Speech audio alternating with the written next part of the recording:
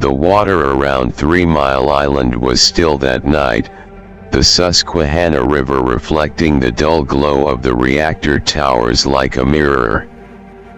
The cooling towers stood like silent monoliths, their surfaces stained with years of wear, though they were never meant to last forever. The facility, supposedly decommissioned after the infamous incident in 1979, was nothing more than a relic of a past mistake. At least, that's what the world had been led to believe. In reality, the plant was never fully abandoned. Not in this timeline.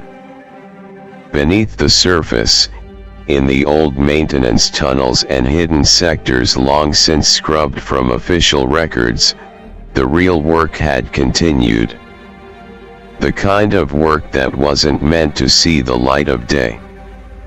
The kind that was whispered about in shadowed halls and buried under layers of misdirection. The kind that, if uncovered, would change everything. The entrance was barely noticeable, a rusted service hatch nestled in the weeds near the water's edge, just out of view from the casual observer. The official story was airtight: structural instability, radiation concerns, environmental hazards. Anyone who got too close was turned away, sometimes by men who weren't wearing government-issued uniforms but carried authority in their holsters all the same. But those who were meant to be here? They knew the truth. Deep within the underground sectors of 3 Mile Island, past long-abandoned corridors and rusting pipelines, past the false walls and secured checkpoints, there was a laboratory. Not a nuclear facility. Not anymore. The power that once ran through this place, the energy harnessed for a grid long disconnected, was redirected for something else. Something worse. A low hum filled the corridors, the sound of machines long past their intended lifespan still running, still fulfilling the directives of people who should have shut them down decades ago. And in the deepest part of the complex, behind reinforced steel doors marked with radiation warnings that meant nothing to those who worked here, lay the containment chambers. The glass of the observation windows was thick, reinforced, but no amount of shielding could completely block out the unnatural presence inside. The figures beyond the glass were wrong. Their forms were human once. But now, they were something else. The Forced Evolutionary Virus was supposed to be controlled, refined. It was meant to create something superior. Soldiers that could withstand anything: radiation, disease, even time itself. But perfection was a myth, and science, no matter how advanced, always had limits. The thing that stood at the center of the chamber, its body barely resembling the man it had once been, twitched in the dim light.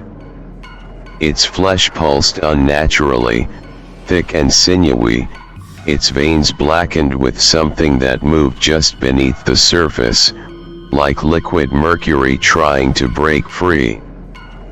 It wasn't dead. It should have been. The lead scientist, a man whose name had long since been erased from any official records, stood at the reinforced glass, hands trembling as he held a clipboard with reports that no longer mattered. They had tried to terminate it multiple times. Bullets, chemicals, fire. Nothing worked. It adapted. It healed. And it was learning. A low sound, something guttural, something not meant to be heard by human ears, resonated through the chamber. The scientists swallowed hard, stepping back. The air was wrong. The pressure in the room had shifted. The reinforced lights above flickered once, then again. And the thing in the chamber turned its head. Not instinctively. Not like an animal reacting to a sound. It looked. It saw. And then it smiled. The alarms blared throughout the underground complex, but by the time they started, it was already too late. The thing in the chamber had been patient, far more patient than any of them had anticipated. It had learned the patterns, the cycles of observation and experimentation. It had learned their faces, their voices, their fears. It had adapted to their methods of control, waiting for the moment when they would let their guard slip. That moment had come. The reinforced glass, designed to withstand even the most catastrophic failures, cracked under the weight of something unseen. The security personnel stationed outside barely had time to react before the containment door's heavy slabs of steel and lead crumpled inward like tin foil. The scientists never stood a chance. The thing that emerged from the chamber was no longer bound by the limits of biology. Its body, once constrained by the form of the man it had been, had rewritten itself into something stronger. It moved with purpose, with intelligence. It didn't lash out mindlessly, it chose its targets. Dr. Myers, the lead researcher, tried to run, his mind refusing to process what his eyes were seeing. The experiment didn't chase him. It didn't need to. The lights flickered again. The hum of the facility's ancient power grid stuttered, the unseen energy that kept the lab operational beginning to pulse erratically. The air pressure in the hallway changed, growing thick, suffocating. Then, the screams started. Myers turned just in time to see the security team, trained, heavily armed, reduced to nothing more than torn meat and shredded Kevlar. The experiment moved through them like a shadow, its presence warping the air around it. One of the men managed to fire off a burst of rifle rounds, but the bullets never reached their target. They slowed in the air, their momentum stolen, then dropped harmlessly to the floor. It was bending reality. The virus hadn't just altered its body. It had changed the rules. Myers stumbled, his breath coming in ragged gasps as he fled deeper into the facility. His mind screamed at him to think, to focus, but there was no protocol for this. There was no contingency plan for a failure this absolute. He wasn't running to escape. He knew there was no escape. He was running because it was the only thing his body could do. He barely made it to the emergency stairwell before the air itself seemed to crack behind him. A pressure wave hit him from behind, sending him sprawling forward. He landed hard on the steel grating, pain shooting through his ribs. He turned, gasping, his vision swimming. The thing was there. It stood at the top of the stairwell, its form shifting slightly, like it wasn't entirely tethered to this reality. Its skin was dark, veined with unnatural luminescence, pulsing like molten metal beneath the surface. Its eyes, God, its eyes weren't eyes at all anymore. Just voids. Depthless, hungry. And it was still smiling. Myers whimpered, the last shred of his mind unraveling. I helped create you, he choked out, as if that meant anything. As if it would matter. The thing took a step forward. Myers never got to scream. The alarms were still wailing, echoing through the underground facility as red emergency lights bathed the hallways in a sickly glow. The reinforced doors meant to contain the breach were already in ruins, twisted metal and shattered glass marking the path of destruction. What was left of the security teams lay scattered across the floor, their bodies reduced to nothing but remnants of a fight they never stood a chance in. But some of them got out. A group of scientists and technicians, those lucky enough to be working in outer sections of the facility when the first containment breach occurred, were sprinting through the emergency exit tunnels. They had abandoned all protocol, all procedures. Survival was the only directive now. Dr. Olivia Carter had been the first to move, dragging two of her colleagues with her as she ignored the deafening security broadcasts ordering staff to remain at their stations. She knew better. She had seen the footage, the data logs that most of the others weren't privy to. This wasn't an experiment anymore. It was an extinction event. The tunnel lights flickered as they ran, their footsteps pounding against the damp concrete floor. The sound of distant screams chased them, growing fainter by the second, either because the people making them were already dead or because the thing had stopped playing with them.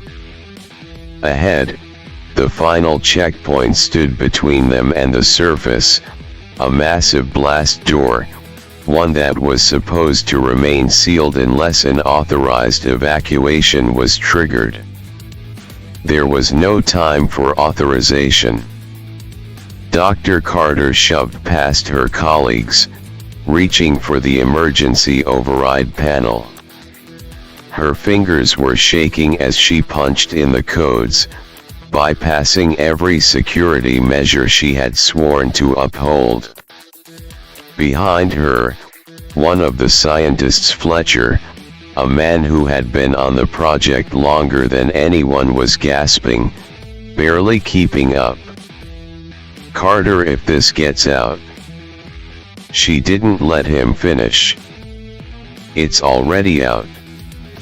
The final access code was entered, and with a groan of metal, the blast doors started to slide open. Fresh air.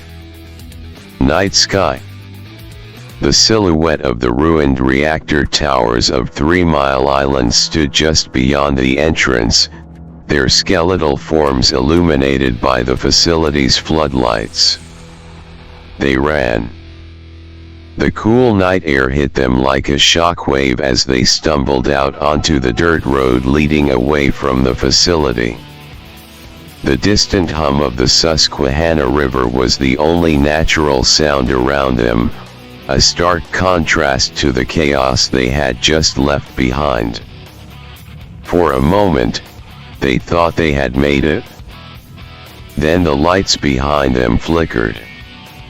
Dr. Carter turned, her stomach twisting into knots as the facility's entrance, an industrial maw of steel and concrete, seemed to darken, not from the failing emergency lights, but from something else. Something inside. Something watching. Something waiting. She grabbed Fletcher's arm, forcing him to move. We have to go now. They didn't wait to see if it would follow. They ran. Down the dirt road, away from the facility, toward the distant lights of the world that wasn't supposed to know what had happened here. Their lungs burned, their legs ached, but the primal need to survive overrode everything else. Dr. Carter kept her gaze forward, refusing to look back at the looming reactor towers. If she looked, if she hesitated even for a second, she feared she'd see it standing there. Watching. Smiling. Fletcher was gasping beside her, his breath ragged. Carter, we have to tell someone. We have to. No, she snapped, gripping his arm tighter, dragging him forward. No one will believe us. And even if they did, it wouldn't matter. The air felt colder the farther they ran, the silence of the night wrapping around them like a suffocating blanket.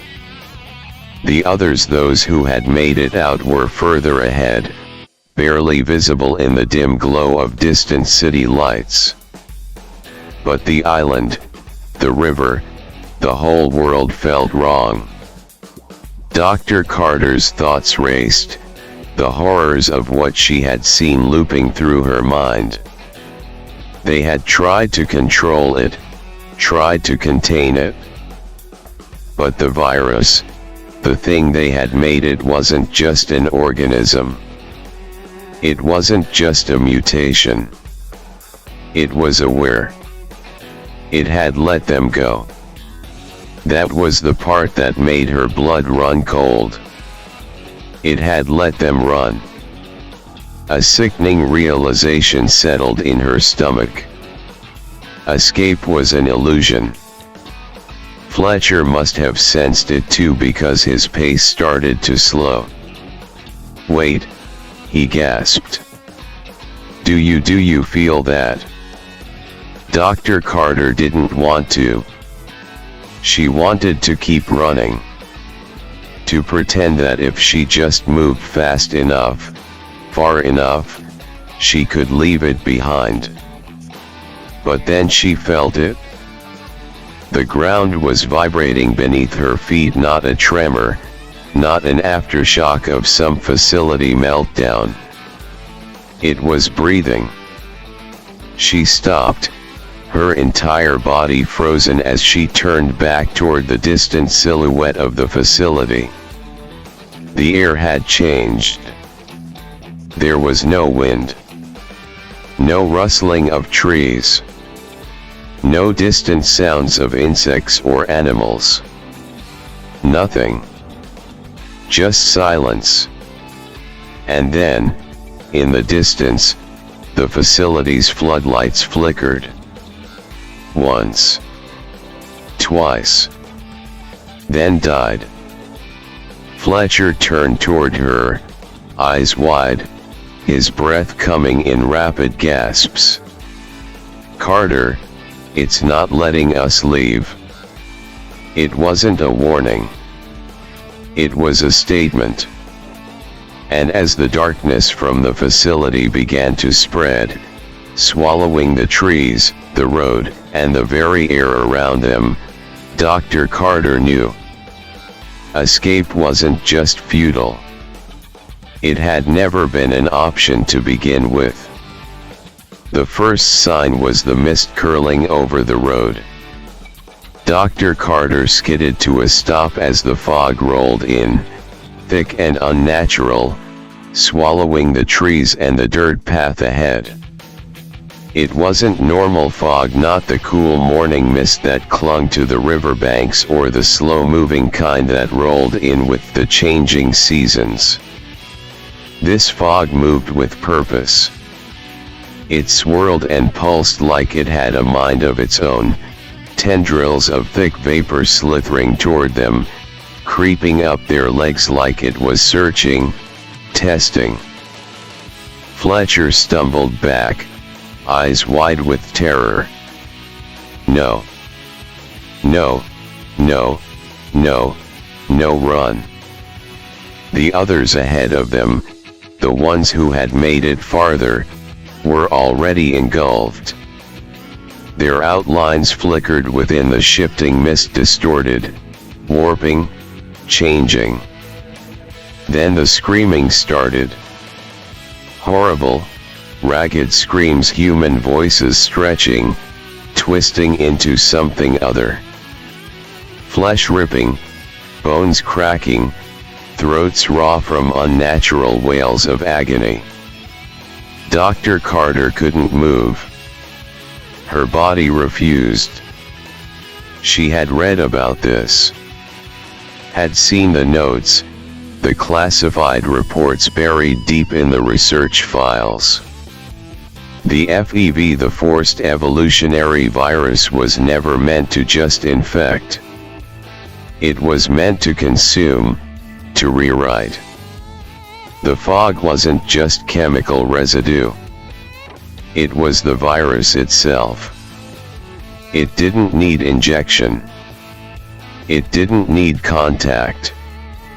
It had adapted, spread into the air, turning every breath into a death sentence. Fletcher was screaming beside her, clawing at his throat, his voice breaking as his body jerked violently. His skin rippled, veins turning black, moving beneath the surface like writhing worms. His jaw elongated with a sickening crack, his fingers stretching into grotesque claws as his ribs pushed outward, warping his frame into something inhuman. His eyes, God, his eyes were the last thing to go. They met hers for a split second. A fraction of a moment where she saw what was left of him. A plea. A whisper of terror. Then he was gone. The thing that was once Dr. Fletcher let out a guttural, gurgling screech, its mouth splitting too wide, teeth jagged and unnatural. Dr. Carter stumbled back, her mind frozen in a place between fear and absolute, soul-crushing despair. She was already breathing it in. She was already changing. Her fingers twitched involuntarily. Her skin prickled, her veins burning with an unnatural heat. The virus was rewriting her, turning her into something else. Her knees buckled. Her mind swam. Her breath hitched in her throat as she realized there was no escape. No cure. No salvation. The fog rolled over her, wrapping around her like a blanket. And then, there was nothing but the change. The fog moved like a living thing, slithering down the banks of the Susquehanna River, tendrils of mist curling through the trees and fields like spectral fingers reaching for something unseen. It did not drift aimlessly, it spread with purpose. It flowed across the cold waters, rolling over bridges, creeping through the dense underbrush, and pouring into the towns that lined the river. It was silent. No alarms. No warning sirens. No one even knew it was coming. Columbia, Lancaster County, midnight. The street lights flickered along the quiet roads of Columbia, the small river town resting in peaceful ignorance. The last few bar patrons were making their way home, their breath visible in the cool night air, their boots tapping against the damp pavement. Near the river's edge, a fisherman sat on the old dock, his line still in the water, his eyes heavy with sleep. The river was calm tonight, still, even. Then the fog rolled in. It moved with unnatural grace, creeping over the water like ink spilling across a blank page. The fisherman blinked, rubbing his eyes as the thick mist swallowed the river's surface. A strange taste filled his mouth, metallic, acrid, wrong. His breath came out in short, raspy gasps. He coughed. Then again. And again. The rod slipped from his grip as his hands spasmed. He fell to his knees, choking as something inside him twisted, his veins burning beneath his skin. He barely had time to scream before his throat constricted, his body warping, reshaping, mutating. Further into town, street lights dimmed as the fog coiled into alleyways, wrapping itself around houses and storefronts, seeping into open windows and cracked doors. Dogs barked in alarm, but only for a moment before their howls turned into something else. By the time the first of the town's lights went out, the streets were empty. By the time the fog reached the town square, no one was human anymore. Wrightsville Bridge, 1:12 a.m. The dense mist curled along the old Wrightsville Bridge, the steel beams groaning slightly as the temperature around them dropped. A single car sat idling at the bridge's midpoint, its headlights illuminating the ghostly white cloud ahead. Inside, a woman clutched the steering wheel, her eyes wide with confusion and fear. The radio crackled, static drowning out the music station she had been listening to moments before. Her phone had lost signal. She squinted through the windshield. Something was in the fog. A shadow. A shape. It moved wrong. She fumbled for the gear shift, panic settling in, but before she could put the car in reverse, something pressed against her window. A hand. Or what used to be one. The glass fogged with condensation as something large, something hungry peered inside. The last thing she heard was the creak of her door handle being ripped away. Lancaster City, 2 a.m. The fog rolled over the farmland, past the abandoned factories, and into the very heart of Lancaster City. It moved swiftly, filling the streets, weaving through the alleys, seeping into every crack in the old brick buildings. The first people to notice were the night shift workers, the janitors, the bakers, the warehouse teams still moving cargo in the dead of night. Then came the early risers, those who had to be up before dawn. They saw it creeping under their doors, pressing against their windows, curling up from the sewer grates. The emergency lines were already dead. Phones were nothing but static. The fog entered their homes. And they never came out. The loom mill, 2:30 a.m. The old abandoned loom mill sat on the south side of the city, its structure worn by time but still standing strong. It had seen war, seen fire, seen the slow decay of industry. It had never seen this. Inside, the faint hum of ancient computer systems and salvage tech filled the darkness. And then, the warning systems flared. VCSN's emergency protocols kicked in, red lights blinking on the monitors as the scanners activated. A map of Lancaster County appeared, covered in a spreading mass of pulsating red. The fog was here. And it was still spreading. The system processed the information, analyzing air samples from automated sensors placed throughout the city. Warning: contaminant detected. Warning: forced evolutionary pathogen detected. Warning: rapid mutation in progress. Warning: biological signatures altered. Hostile presence confirmed. Inside the mill, the screens continued to flash warnings. But there was no one left to see them. Because outside, the city was changing. And humanity was no longer in control.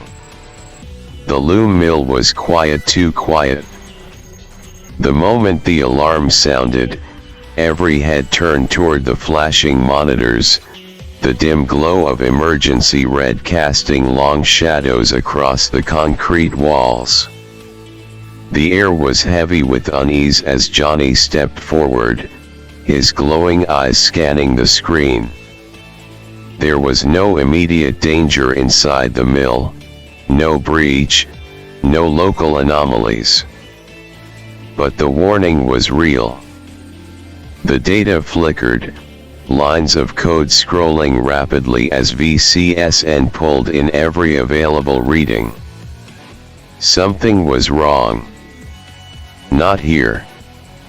Not now. But in another timeline.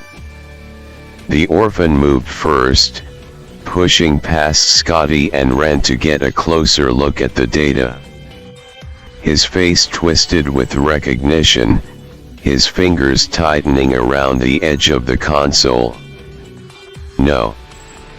No. No. No. I know this. I know this all too well. Johnny looked over at him. What is it? The orphan's glowing eyes darted between the screens, analyzing the fragmented readings from the alternate loom mill's distress signals. He let out a slow, controlled breath before answering. FEV. Johnny frowned.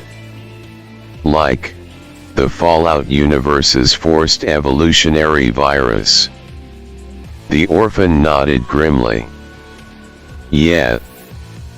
But this isn't from just any Fallout timeline. He tapped a few keys, pulling up a more detailed readout. This is Fallout Boy's timeline. The room went silent. Ren folded her arms. The Fallout Vanduke? You fought in his timeline, right? The orphan nodded, still staring at the screen. His voice was quiet, distant. Yeah. I fought there during the war. Bad business. His world, it's a nightmare. His Earth didn't just collapse from nuclear fire, it adapted to it. It embraced the chaos. His expression darkened. I remember the things we fought there. The things that came from the FEV. Scotty looked between them, confused. Okay, so what's the issue? If it's Fallout Boy's world, shouldn't he be able to handle it? Johnny's eyes narrowed as he took a closer look at the readings. That's just it, Scotty. Look at the map. He pulled up the multiversal grid, zooming in on the infected timeline's coordinates. Scotty's eyes widened.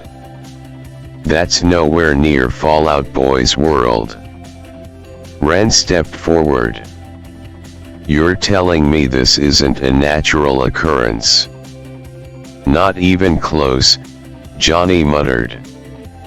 "FEV is already bad enough when it mutates naturally. But this stuff is engineered. The strain, the way it's spreading, it's designed. And look at the readings." The older orphan, standing behind them, finally spoke. His voice was calm, but his eyes carried a weight of understanding. "Something's worse than even that." The others turned toward him. He pointed at the biological markers on the screen. "You see that? The genetic sequence the virus is rewriting? It's too perfect." Johnny's fingers tightened on the keyboard. "Meaning?" The older orphan exhaled sharply. "Meaning whoever designed this, whoever set this loose, they weren't just trying to mutate people. They were trying to overwrite everything.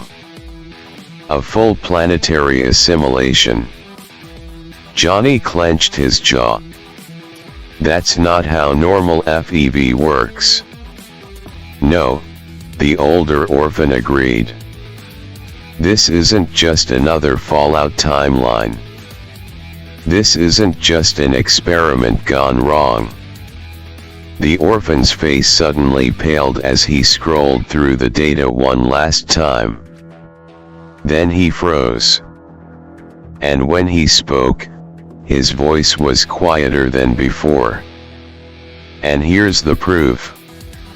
Johnny turned toward him, his chest tightening. "What?" The orphan slowly looked up, locking eyes with Johnny.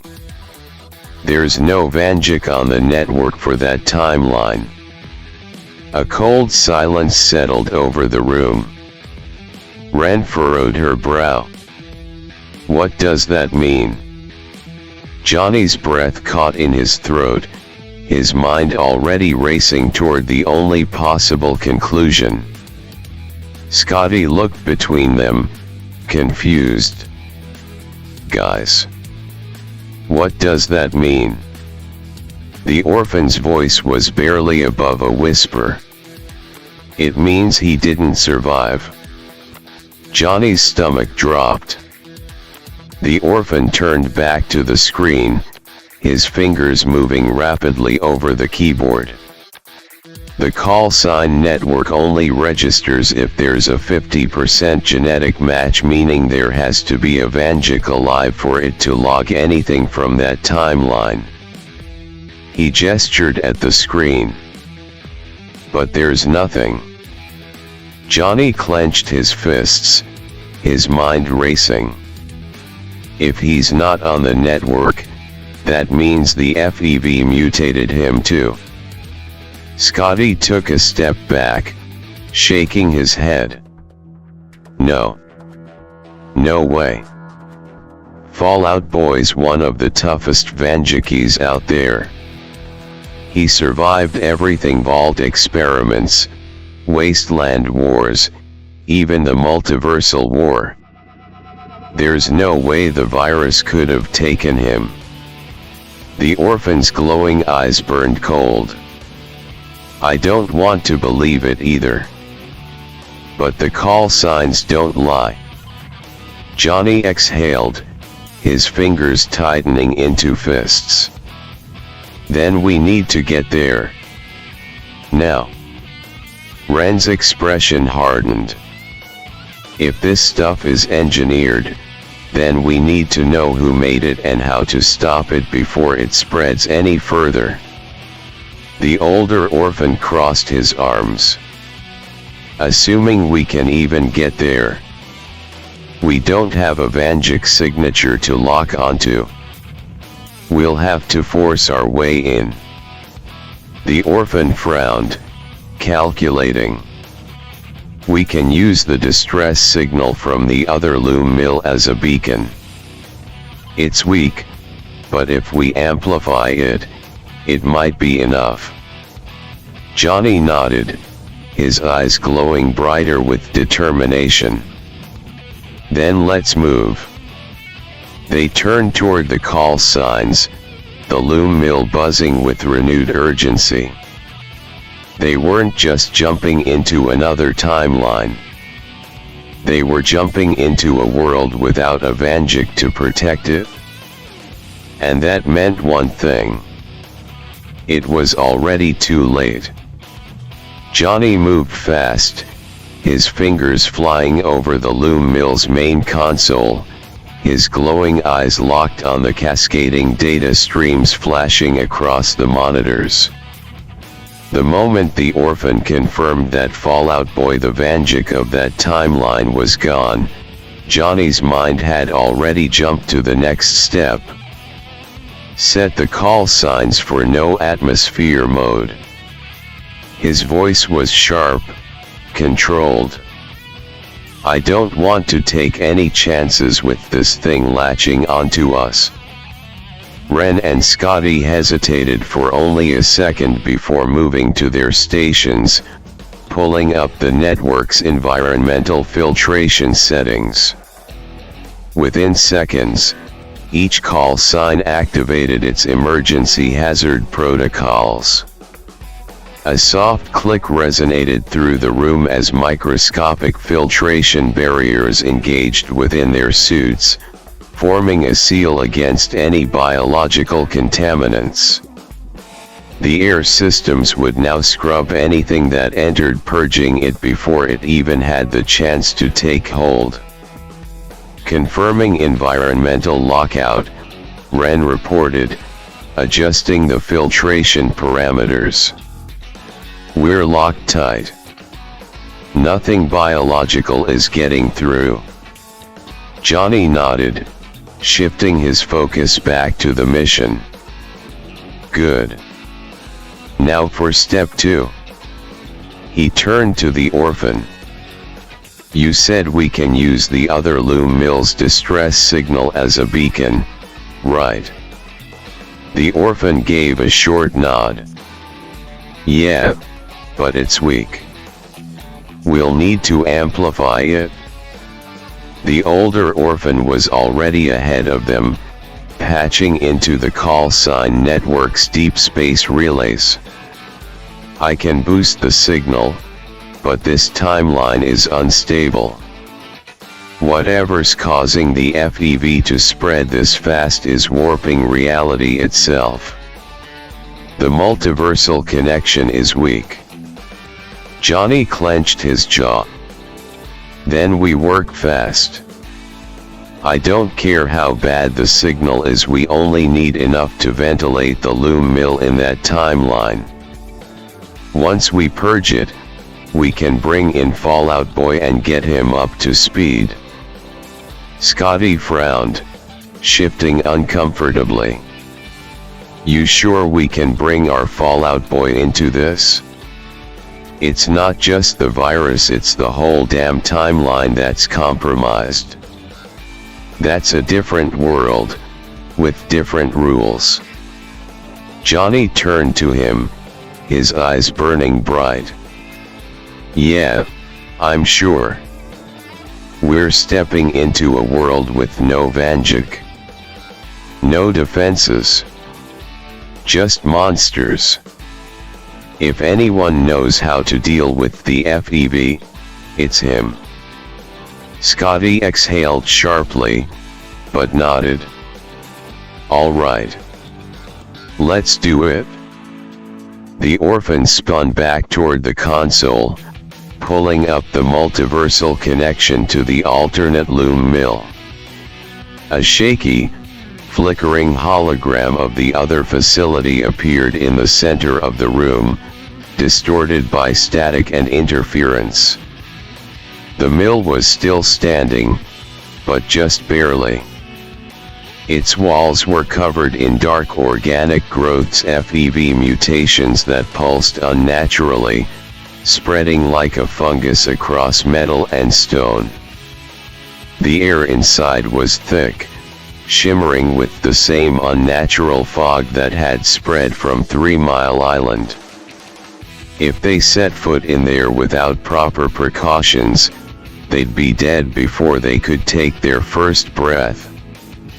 Wren adjusted her call sign, scanning the loom mill's corrupted structure. The ventilation system is shot. Whatever this stuff is, it's alive. It's feeding off the electrical currents in the mill. Johnny's expression darkened. Then we cut it off. He typed in a command, locking the multiversal coordinates. Orphan, override the filtration settings for that loom mill. Pump the place full of inert gas, burn out every organic cell in there. The orphan's fingers blurred across the keyboard, his expression unreadable. You got it?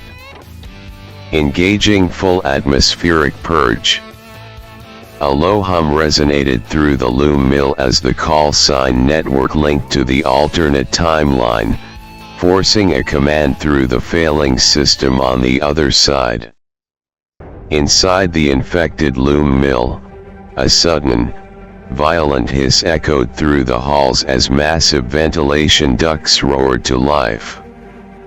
A deep, shrieking sound filled the air, something inside the mill screeching in response. The biological mass infesting the facility reacted, twitching, writhing, pulsing, fighting the sudden purge. The fog, thick and unnatural, fled from the vents, curling like smoke retreating from fire. The living growths latched onto the walls, blackened, their pulsating veins bursting as the oxygen supply was stripped away. The mill's interior died.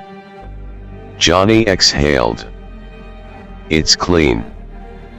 Wren tapped at her monitor, confirming the data. No active biosignatures left inside. But it won't last. The FEV out there? It's still everywhere. We don't have long. The older orphan nodded. Then let's bring Fallout Boy in. Johnny pulled up the call sign's locator beacon, linking it to Fallout Boy's timeline. A second later, the system locked onto him. The air around them crackled as the call sign network activated, pulling a figure through the multiversal rift.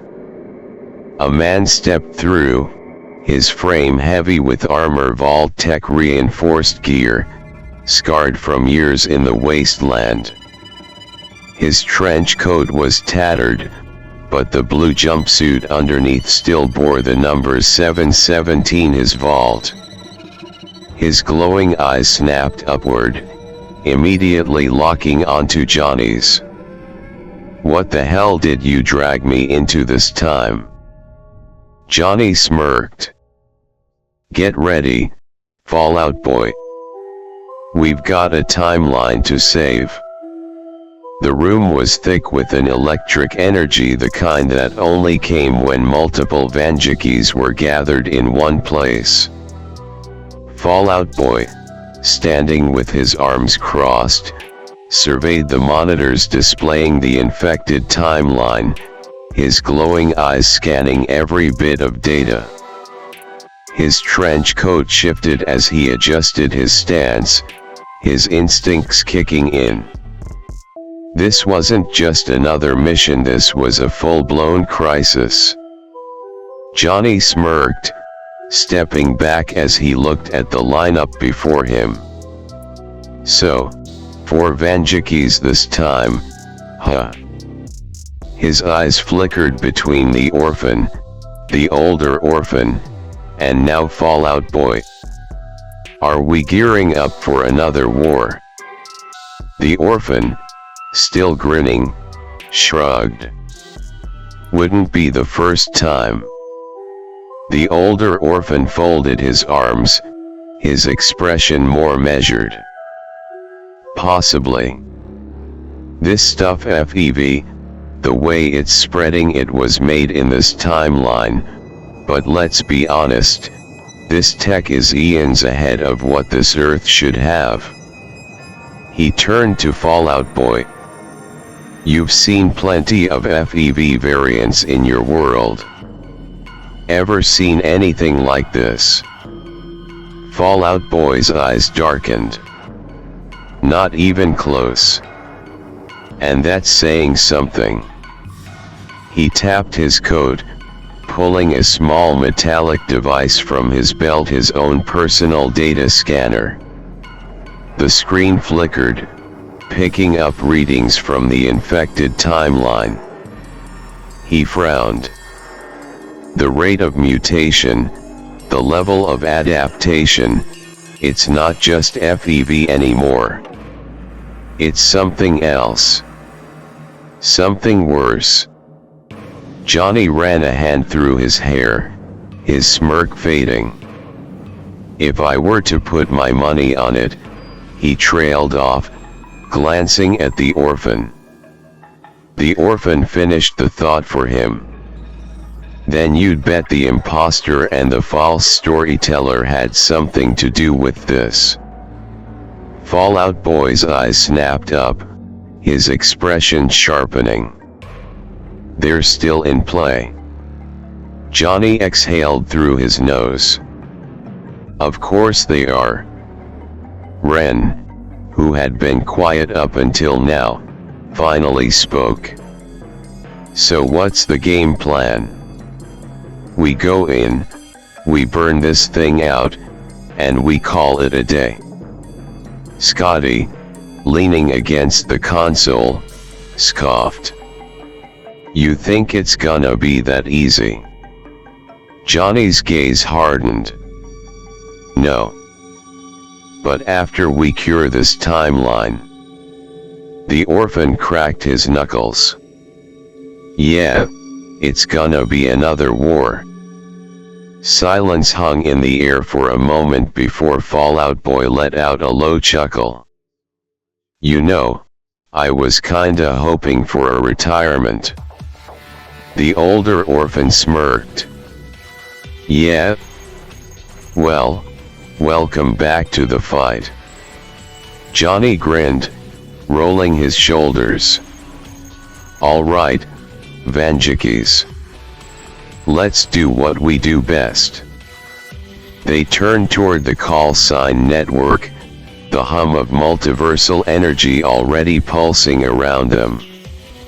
It was time to reclaim another world.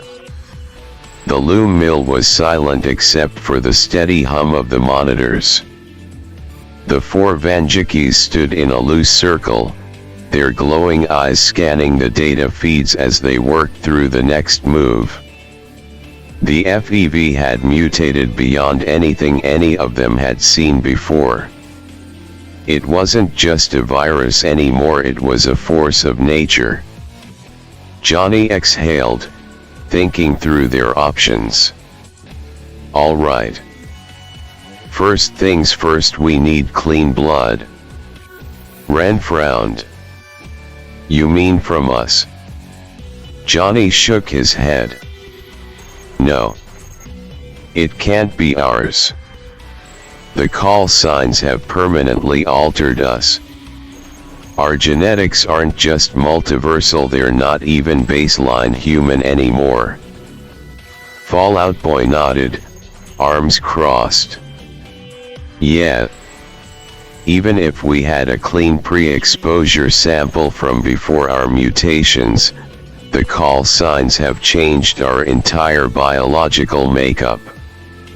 If we use our blood as a control sample, the results will be contaminated. The orphan rubbed his chin thoughtfully. So we need a sample from this timeline. Someone who hasn't been exposed to FEV or to any multiversal anomalies. A true baseline human. Scotty shifted nervously. Problem. Didn't the fog already infect the entire planet?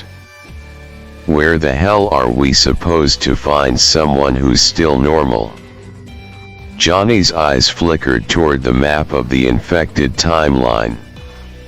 His mind raced, tracing through every possible scenario. Then, he saw something, the one place they hadn't checked yet. Underground. His gaze snapped back to the others. Vaults. Fallout Boy's head whipped around. You think there's a vault in this timeline? Johnny pointed at the screen. Think about it. FEV was being engineered here, and we already know this timeline has technology way beyond what it should. If they were playing with biological warfare at this scale, they'd have contingency plans. Shelters. Bunkers. Vaults. The older orphan nodded slowly. It makes sense. If there's even a handful of survivors down there, they'd be the only uninfected humans left. Ren leaned forward, scanning the map. So where do we start looking? Fallout Boy stepped up, eyes narrowing as he analyzed the layout of the city. In my world, Vault Tech always built their facilities near major urban centers but far enough underground to avoid surface contamination. Johnny tapped a location near the city center.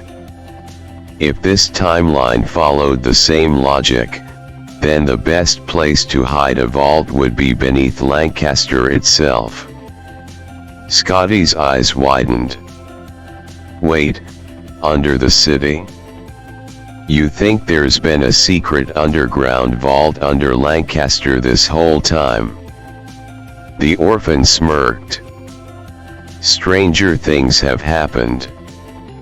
Ren crossed her arms. All right. Let's assume you're right. How do we find it? This timeline isn't broadcasting any signals, and if the vault was meant to be hidden, we're not just gonna stumble across it. Johnny grinned. We don't need a signal. We just need to look for power sources. Fallout Boy caught on immediately. Vaults have self-sustaining power grids. They run independently from the rest of the world, which means even if everything on the surface is dead, they'd still be active. Johnny nodded. Exactly. And with the tech we've got, we can scan for underground power signatures and track them straight to the entrance. The older orphan glanced at the others. And if we don't find one? Johnny's expression hardened. Then this world is completely lost. A heavy silence filled the room. Scotty shifted awkwardly. Guess we better start scanning, huh? Ren turned to the monitors, fingers flying across the keyboard. I'll set up a sweep for any power grid still active below ground. The orphan cracked his knuckles. All right, let's go find some survivors. Fallout Boy smirked. If there's any left. Johnny exhaled, stepping toward the console. His glowing eyes flickered as he locked onto the new mission. Then let's pray there's still someone left to save. Fallout Boy's breath hitched in his throat as the scanner locked onto a power signature deep beneath Lancaster. His glowing eyes widened as the data confirmed what he never thought he'd see again. Vault 717.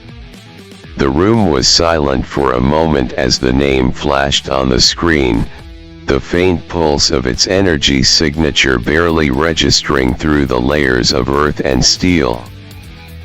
Fallout Boy stepped closer to the console, staring at the reading as if it might disappear at any second.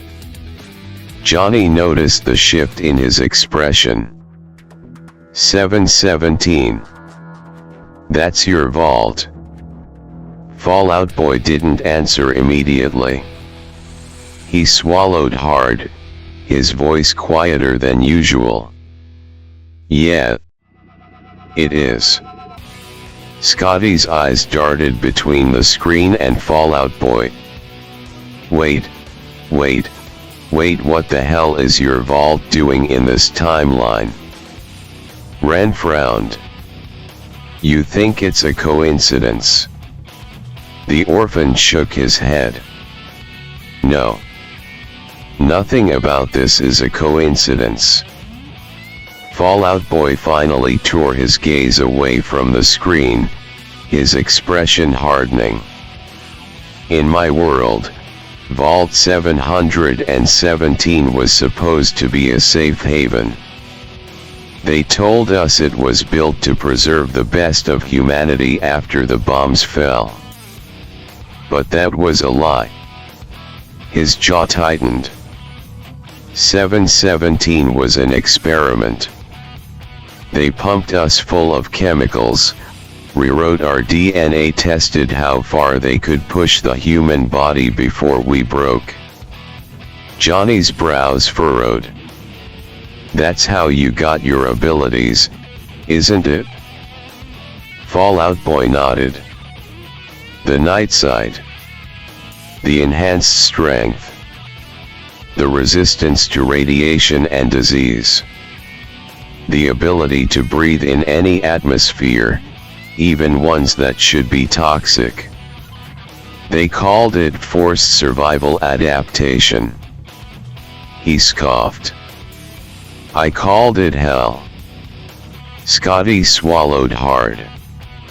And now there's another Vault 717 in this world. The older orphan folded his arms, his expression unreadable. Not just another vault. The only place on the entire planet that might still have uninfected humans. Ren tapped at the keyboard, pulling up deeper scans. I don't get it. Vaults are supposed to be locked down. If the FEV is everywhere, then how is this one still intact? Johnny leaned forward, his eyes narrowing. That's what we're going to find out. Fallout Boy exhaled slowly, steadying himself. If there are people alive down there, we need to move fast. But listen, if this vault is anything like mine was, it's not going to be simple. The orphan raised an eyebrow. Meaning? Fallout Boy turned to him, his expression grim. Meaning, if this Vault 717 was also an experiment, then we have no idea what we're about to walk into. Scotty paled. Oh. Great. Ren smirked, cracking her knuckles. Well, only one way to find out. Johnny's eyes glowed brighter as he pulled up the call sign's teleportation coordinates. Then let's go knock on the door. Fallout Boy took one last look at the screen. Vault 717. He never thought he'd see it again. And yet, here it was. Waiting. Fallout Boy exhaled slowly, his fingers tightening around the edge of the Loom Mills console. His glowing eyes flickered with something heavy, something more than just memory. It was the weight of an entire past he had tried to leave behind. But here they were, about to step into a copy of his nightmare. Johnny watched him, waiting. So, Vault 717. What specifically happened? We know the general story, but if this vault is a copy of yours, at least in theory, then we need to know what we're walking into. Fallout Boy ran a hand down his face, his jaw clenching. His voice was quiet at first, measured. My vault was normal at first, at least in flow of life. Scotty frowned. Meaning? Fallout Boy shook his head, his eyes distant. I mean, we had families, jobs, structure. We lived like Vault Tech wanted us to live. Sure, we noticed the weirdness, the odd design of everything, the way some sections felt off, but in a nuclear wasteland, comfort beats questions. Ren crossed her arms. Then what changed? Fallout Boy looked down at his hands, flexing his fingers as if testing his own strength. When he spoke again, his voice carried something darker. Then they opened the hidden half of the vault. Silence filled the room. Fallout Boy's gaze drifted toward the map on the screen. The dark section. That's what we called it? The orphan leaned forward. You're saying your vault had an entire hidden section? Fallout Boy nodded. More than hidden. Sealed. Locked away like it was never meant to be found. But one day, our overseer claimed Vault Tech Systems detected an anomaly and needed expansion. That was the excuse. So they opened it? Johnny's stomach twisted.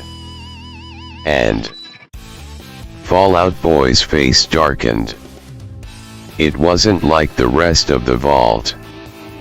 It was different. The entire ecosystem, the layout, the walls, it was like Earth if life had evolved around total darkness. Scotty shuddered. What does that even mean? Fallout Boy turned to him, his glowing eyes unwavering. The fungi. The spores. The algae. They were the lights. They clung to the walls, glowing with a type of ultraviolet radiation we didn't recognize. It wasn't natural. It was engineered. It was growing for us. Ren exhaled. Jesus. Fallout Boy nodded. At first, nothing seemed off.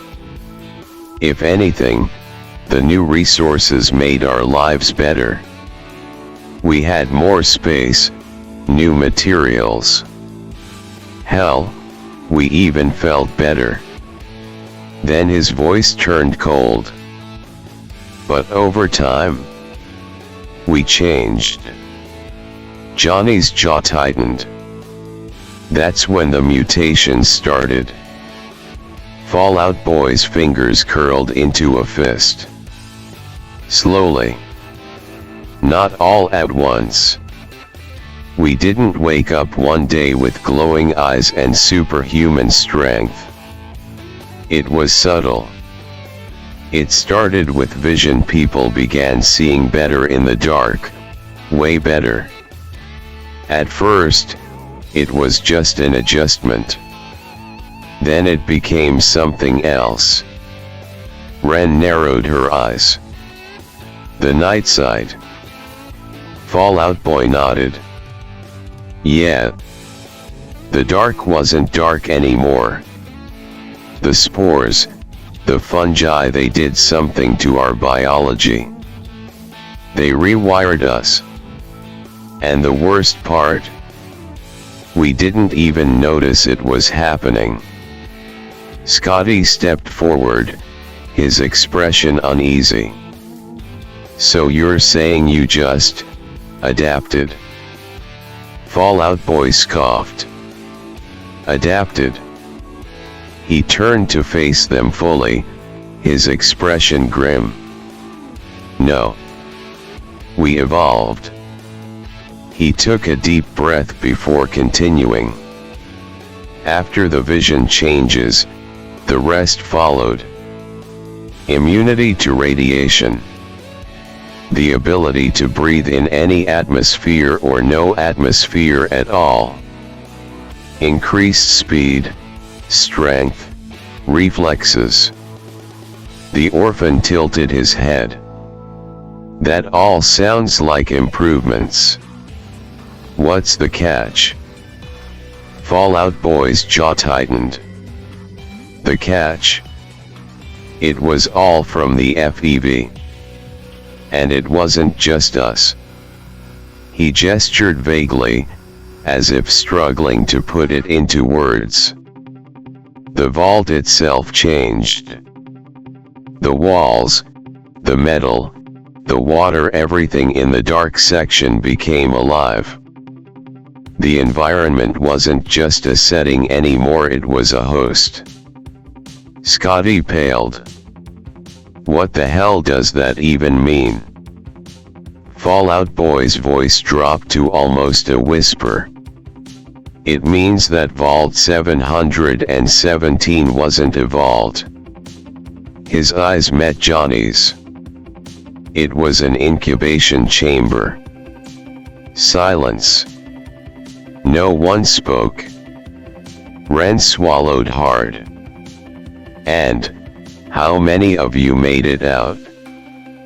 Fallout Boy didn't answer immediately. His eyes burned with something haunted. Not enough. Johnny took a step back, running a hand through his hair. Okay. If this Vault 717 is anything like yours, then we might be walking into another biological nightmare. The orphan smirked grimly. I mean, when aren't we? Fallout Boy shook his head. No, you don't get it. If they were experimenting with this version of the FEV1 even more advanced than the one I grew up with, then there's no telling what's inside. Scotty muttered under his breath. Fantastic. Johnny exhaled. All right. We need to assume this Vault 717 has already started its mutations. If there are survivors, they've either changed or they're fighting like hell not to. Ren adjusted her call signs filtration settings. Then we go in armed, and we go in fast. Fallout Boy rolled his shoulders. And we go in ready. His voice hardened. Because if history repeats itself, we're not just fighting FEV. The orphan raised an eyebrow. Then what are we fighting? Fallout Boy turned to him, his eyes burning with the weight of memory. A whole new species. Fallout Boy's face darkened, his fists clenching as the memories flooded back. His glowing eyes burned with the weight of what had happened, of what should never have happened. It never got the chance to happen, he said, his voice hollow. The mutations, the full evolution, it was supposed to keep going. It was supposed to make us something new. But the overseer, Dr. Emily Ross, she got greedy. The others listened in silence, their expressions grim as Fallout Boy continued. She wanted to push the experiment further. She wanted to see what happened when normal humans, the ones on the light side of the vault, adapted to total darkness. But not with the help of the fungi. Not with the spores. Not with the ecosystem we had. His jaw tightened. She wanted to see what pure, raw isolation in the dark would do to the human body. Johnny exhaled sharply. So, she cut the lights. Fallout Boy nodded.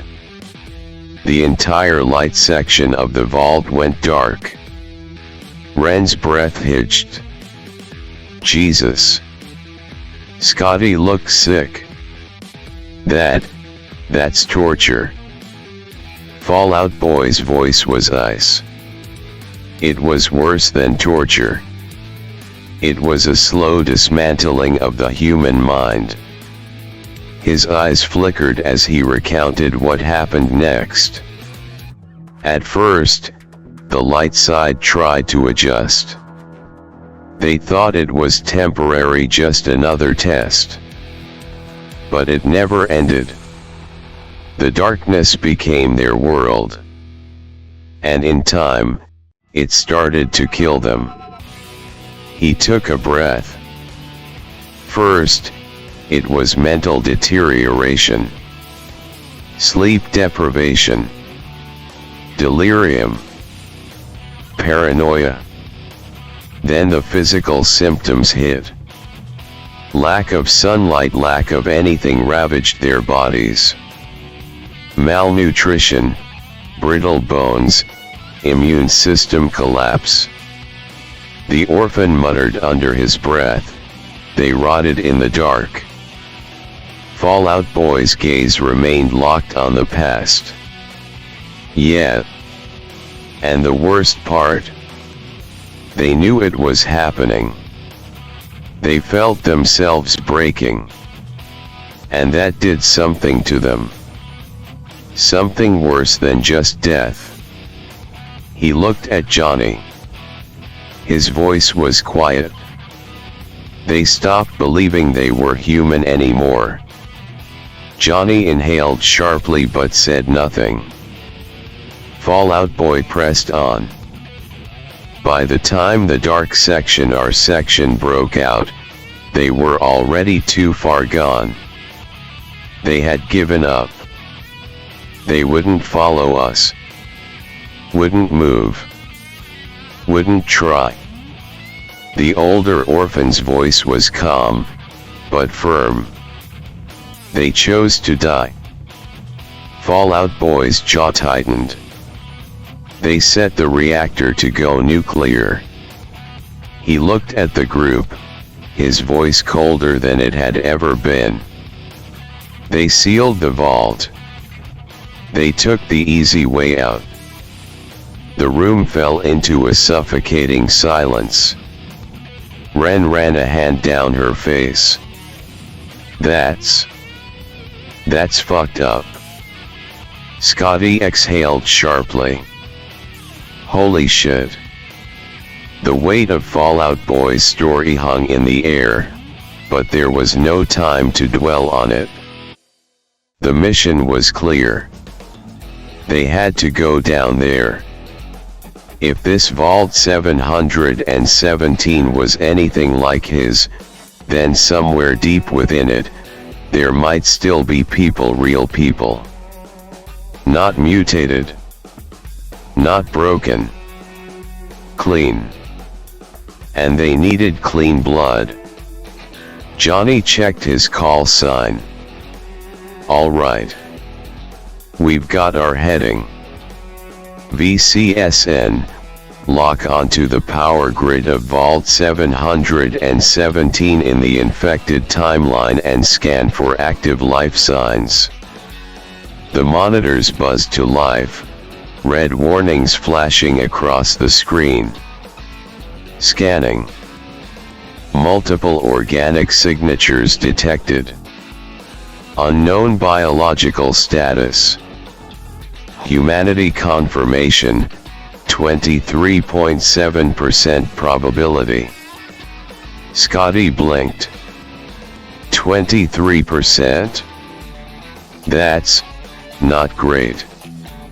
The orphan scoffed. Yeah, but it means there's somebody down there who isn't fully mutated yet. Ren adjusted the call sign's hazard filters. We need full containment protocols. If we go down there and get infected, we're screwed. I'm setting our suits to no atmosphere mode just in case. Fallout Boy nodded. Good call.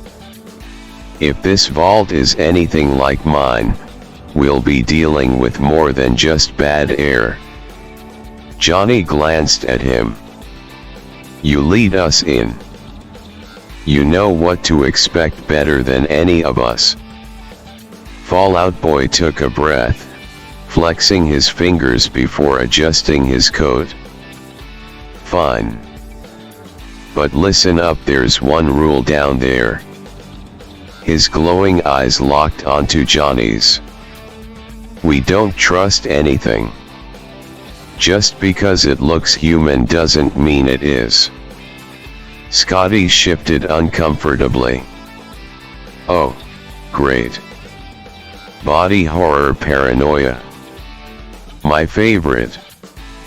The older orphan smirked. Relax. It'll build character. Johnny ignored them and turned back to the console. All right. VCSN, set teleportation coordinates for Vault 717's main access point.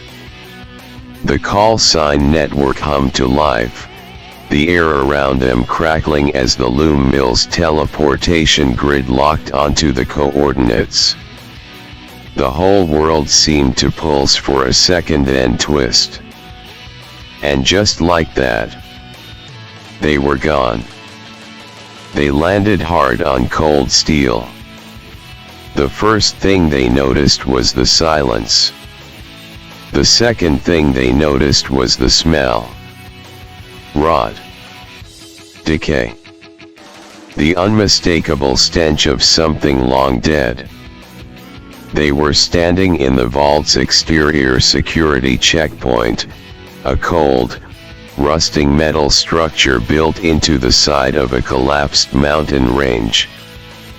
The vault door, massive, reinforced, and built to withstand nuclear hellfire, stood slightly ajar, its edge stained with something dark. The orphan took a slow step forward, eyeing the massive gear-shaped door. I don't like that. Ren frowned.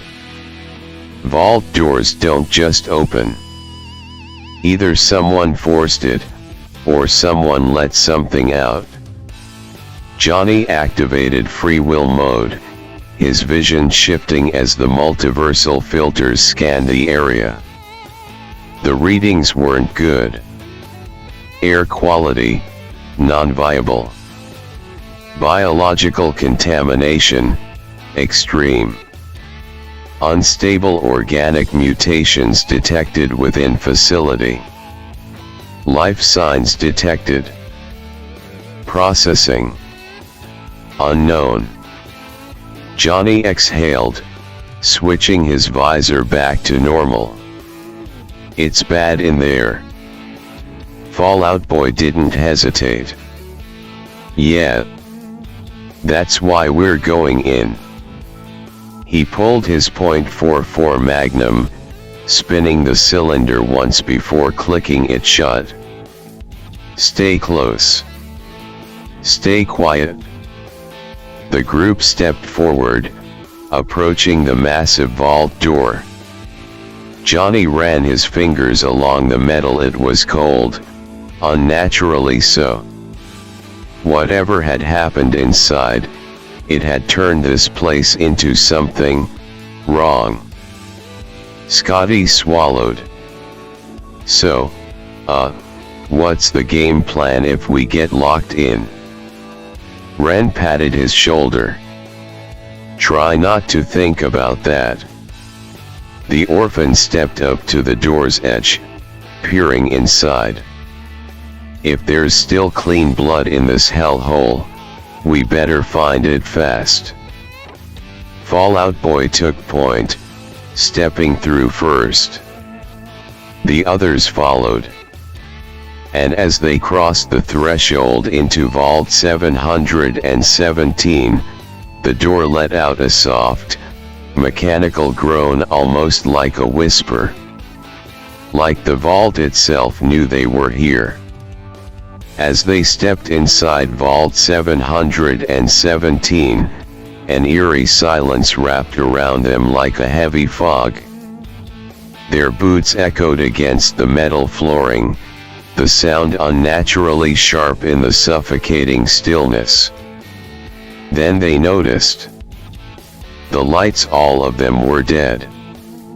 Total darkness. Johnny's stomach twisted. This wasn't right. Not yet. The orphan was the first to say it. Wait. I know this is a divergent timeline, but why is the whole vault dark already? Fallout Boy's grip on his magnum tightened. His glowing eyes flickered through the black, his mind racing. This isn't normal. In my world, the overseer didn't cut the lights until after the experiment had started. This vault shouldn't be in total darkness yet. He stepped forward cautiously. Something forced it ahead of schedule. Ren clicked on her call sign's internal display, casting a faint blue glow onto the walls.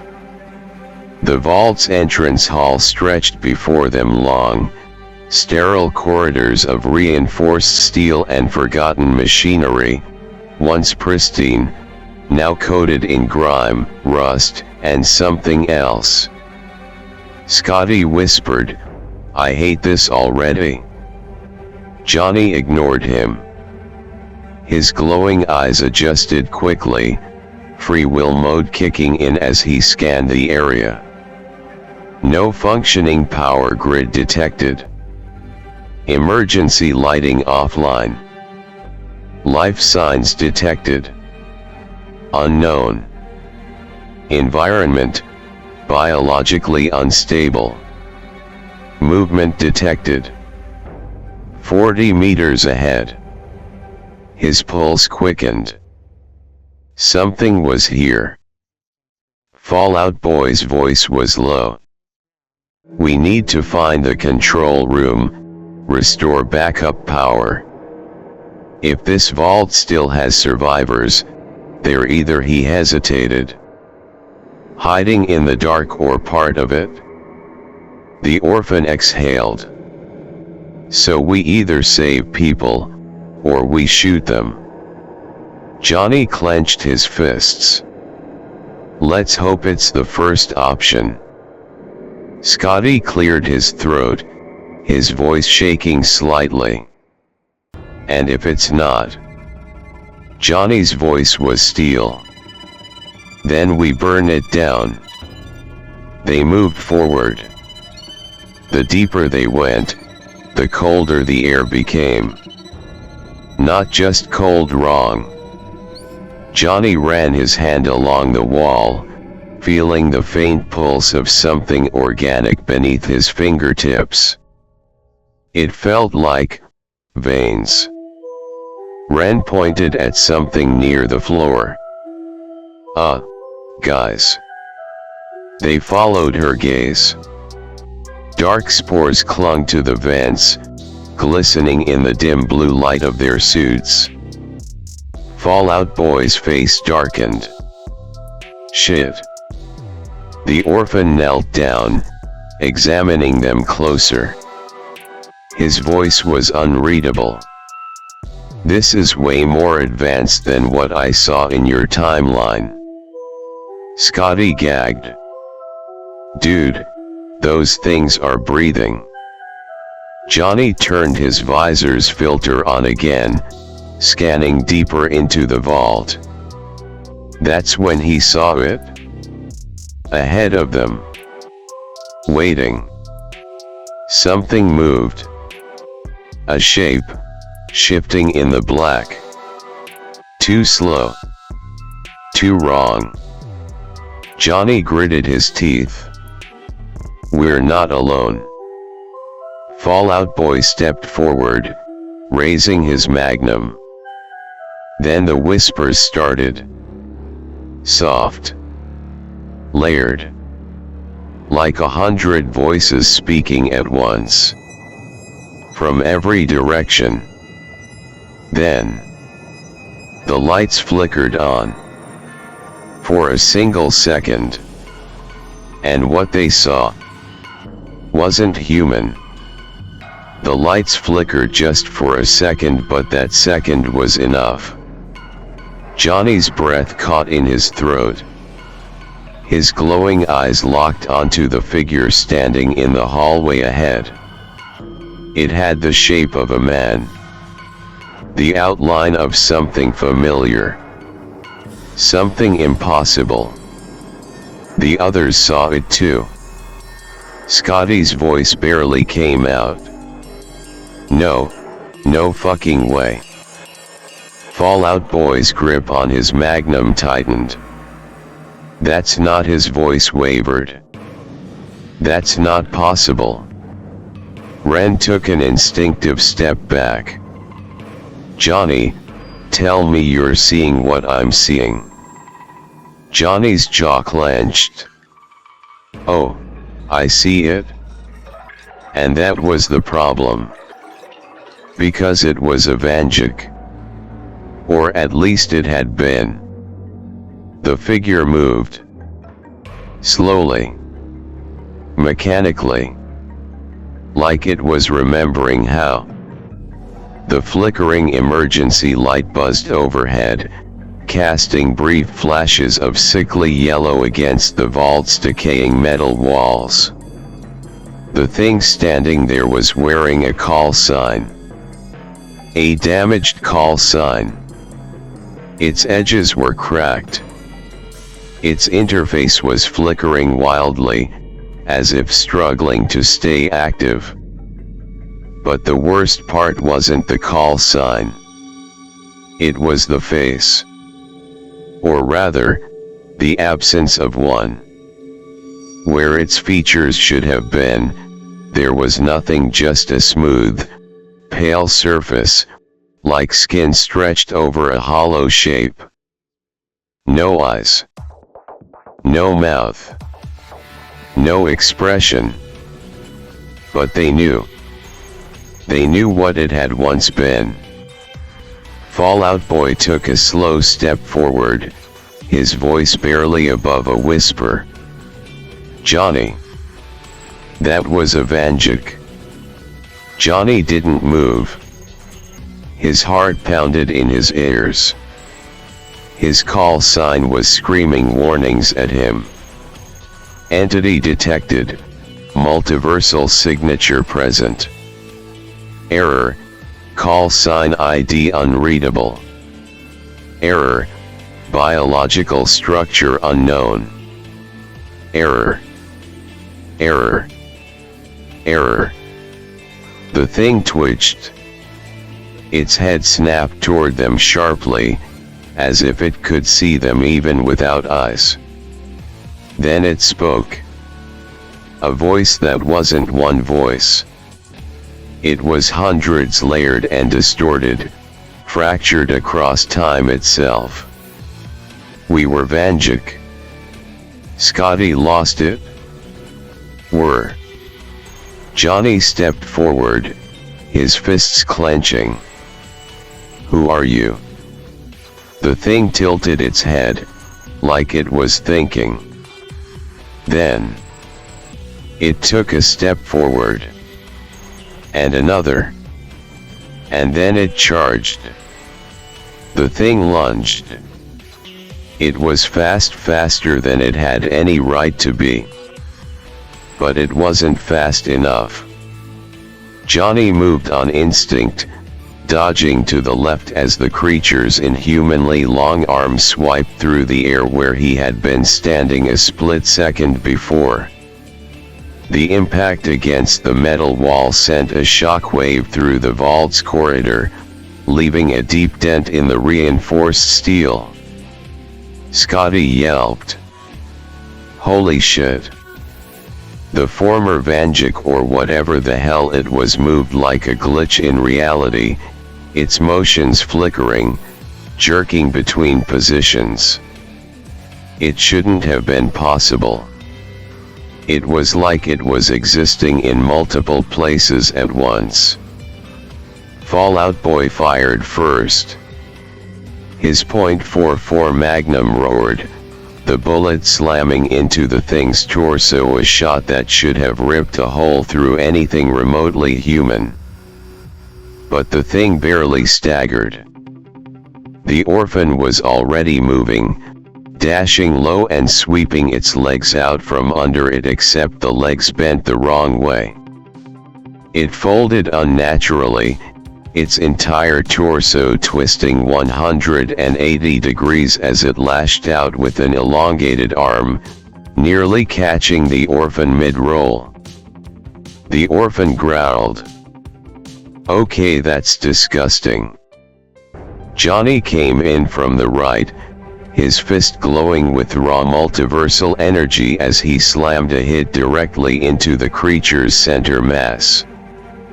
It felt the hit. For the first time, it reacted.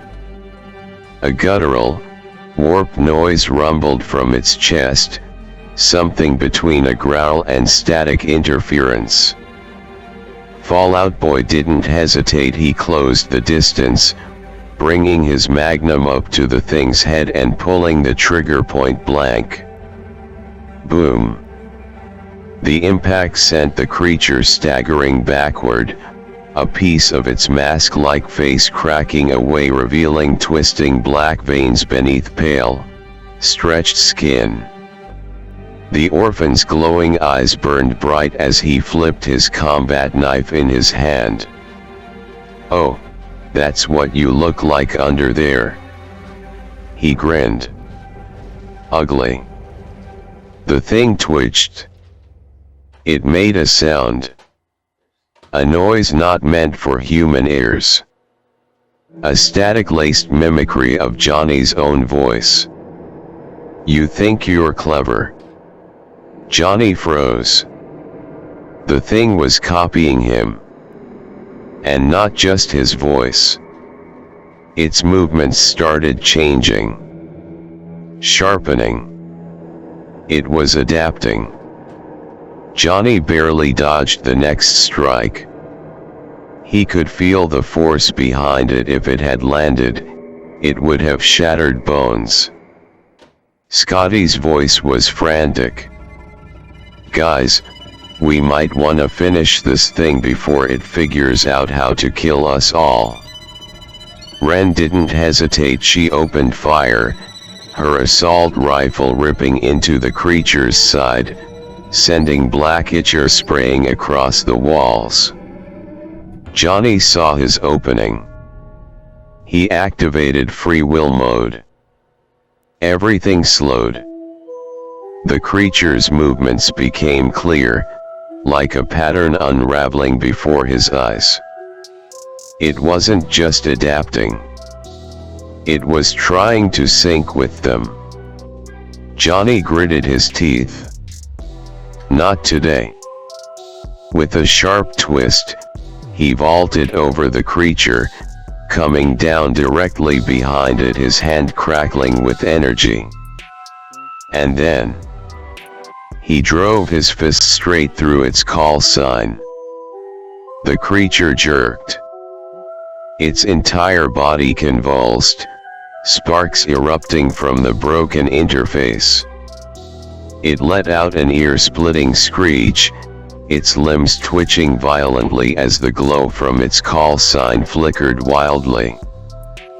Fallout Boy didn't waste a second. He emptied the rest of his rounds into its skull, each shot cracking the remnants of its face apart. The orphan slashed deep into its side, cutting into whatever nightmare biology it had left. Ren landed a final shot to its chest. And then it fell. The creature collapsed to its knees, its entire body shuddering before finally going still. For a moment, there was nothing but silence. Heavy breathing. The distant hum of the vault systems. Then Scotty broke it. So, what the actual fuck was that? Johnny exhaled, stepping back from the corpse. I don't know, he said, voice still tense. Fallout Boy stared at the ruined call sign on the thing's chest, his glowing eyes narrowing.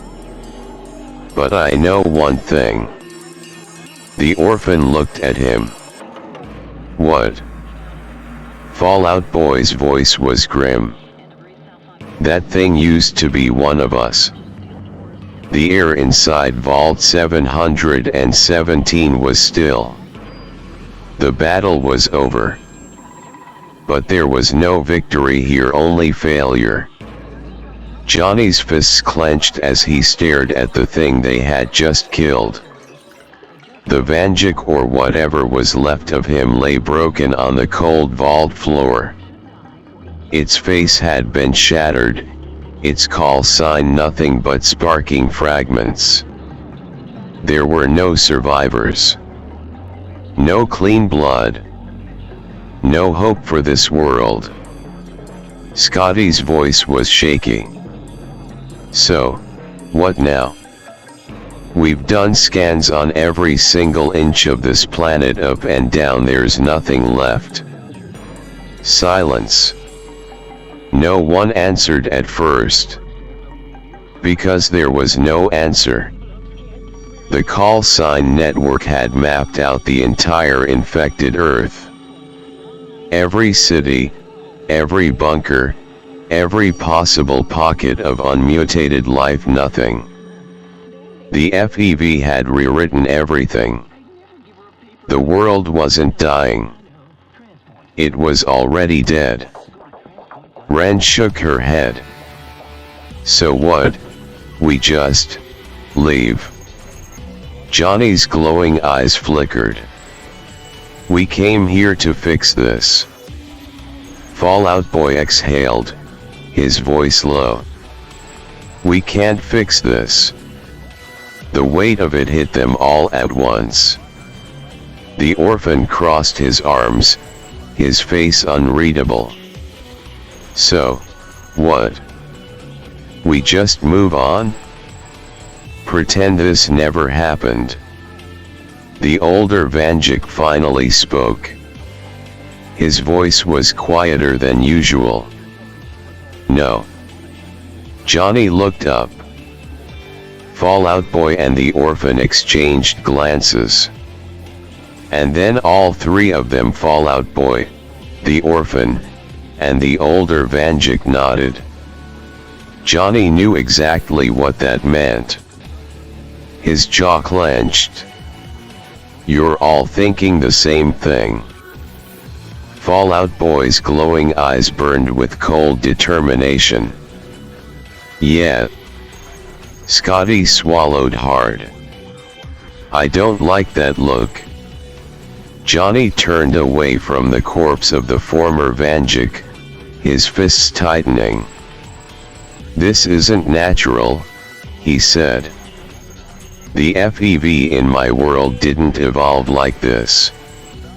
It was designed. It was tampered with. This was never supposed to happen.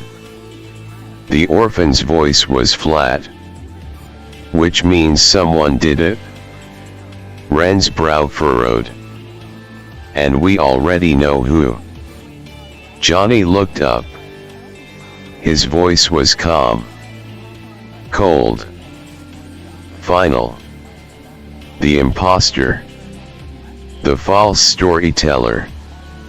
He turned to the others. We will find them. Fallout Boy cracked his knuckles. And when we do, Johnny's eyes glowed brighter.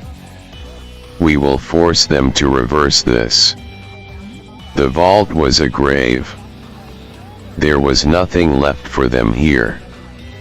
Johnny took a final look at the corpse of the former Vanduke, the twisted mockery of what was once one of them, before turning away. This was over. They weren't saving this timeline.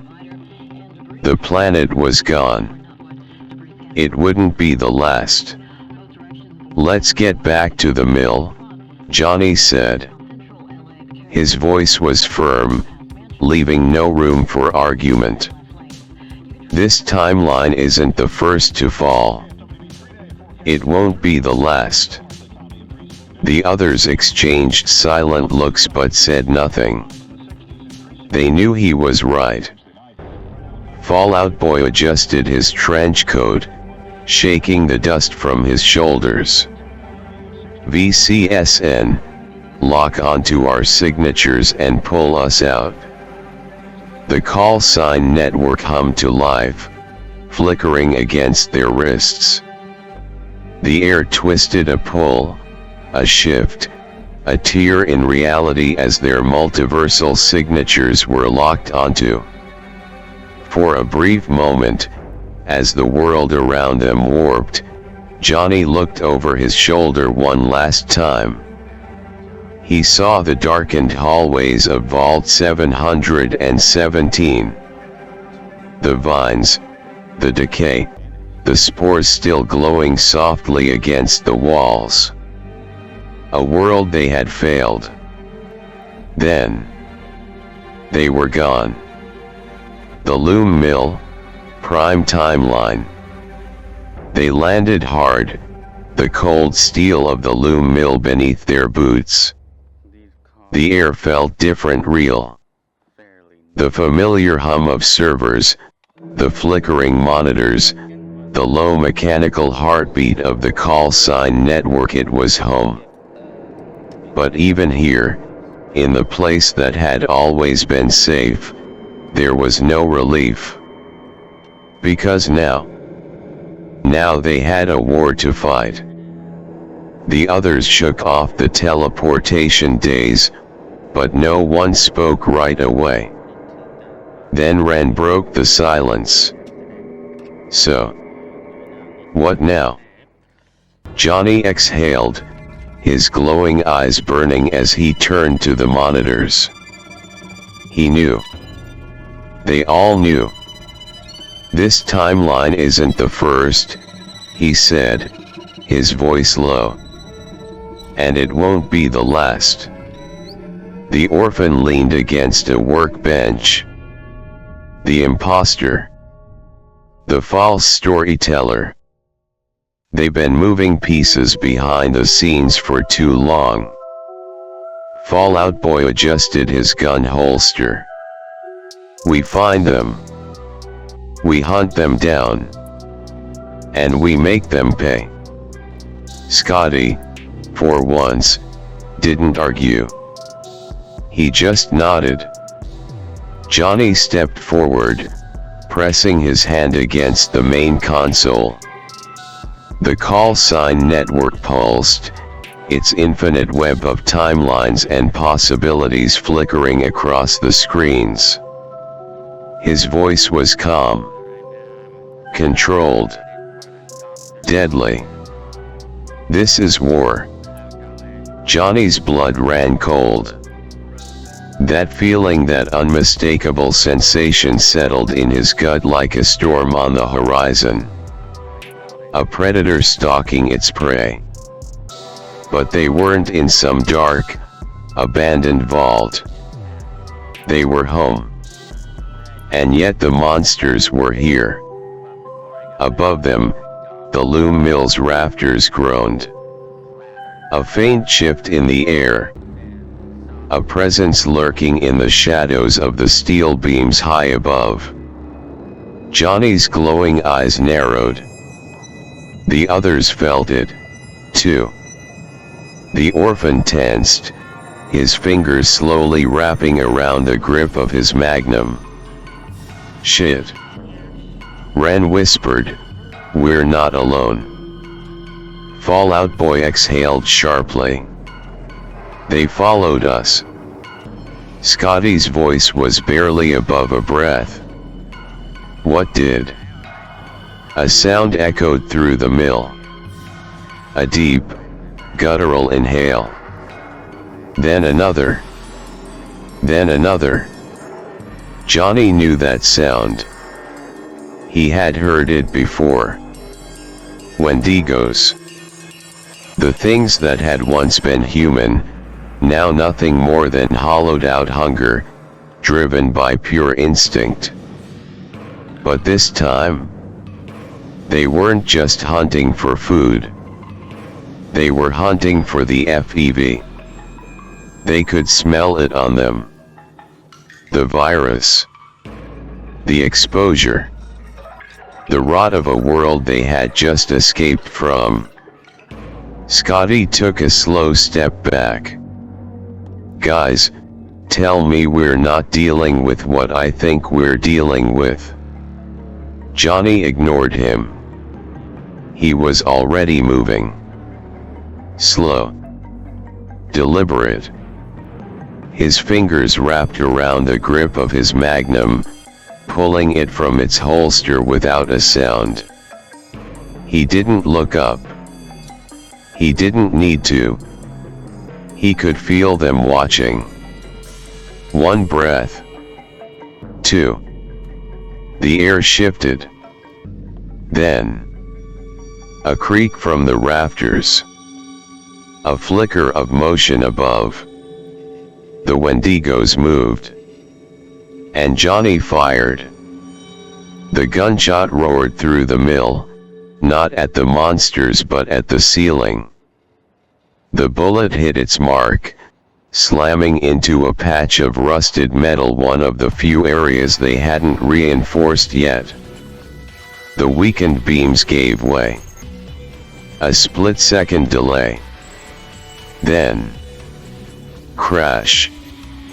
A cascade of steel, wood, and debris rained down from above, collapsing onto the Wendigos before they could leap. Screeches erupted from the darkness. The impact sent a shockwave through the loom mill.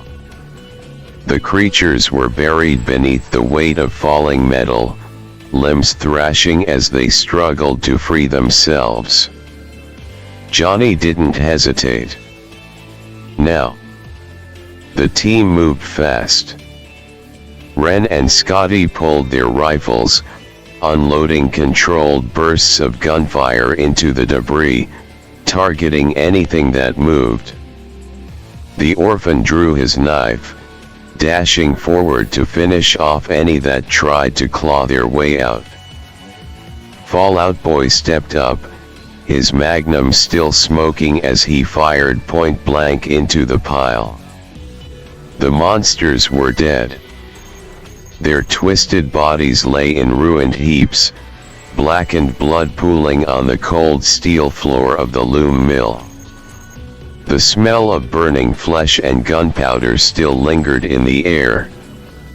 Johnny exhaled, his grip tight on his magnum, his mind racing. They had won this fight. But outside, they were losing the war. Johnny rushed to the control consoles, his fingers flying over the keyboards. Screens flared to life, displaying an overhead scan of Lancaster, a glowing topographical map flickering with movement. Too much movement. Ren's eyes widened as she stared at the data. Shit. There's too many. Scotty took a step back, his voice cracking. This isn't just an outbreak. This is a full-blown invasion. Fallout Boy adjusted his trench coat. Look at the pattern. They're concentrated on the county. The orphan clenched his fists. No. They're concentrated on us. Johnny's jaw tightened. His glowing eyes flickered across the hundreds, maybe thousands of red blips surrounding Lancaster. This wasn't just a random attack. This was orchestrated. Imposter. False storyteller. They did this. They let this madness spread. Johnny exhaled slowly. He clenched his fists. I swear, we will end this.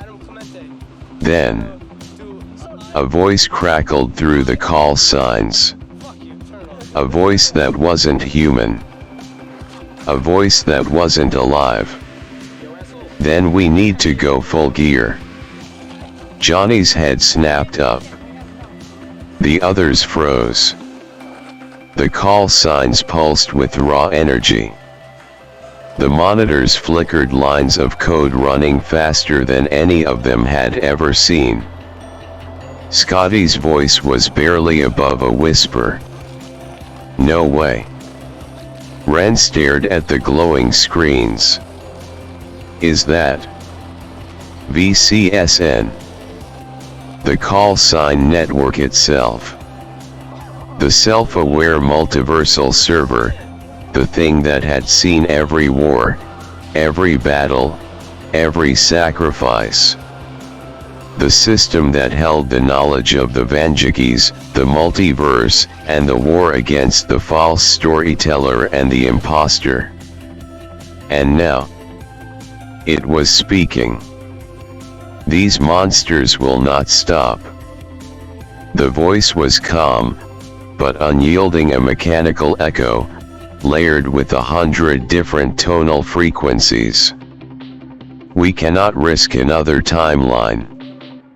The screens shifted, data streaming faster, red alerts flaring across the network. Johnny's eyes narrowed. The Lancaster Nexus. VCSN confirmed.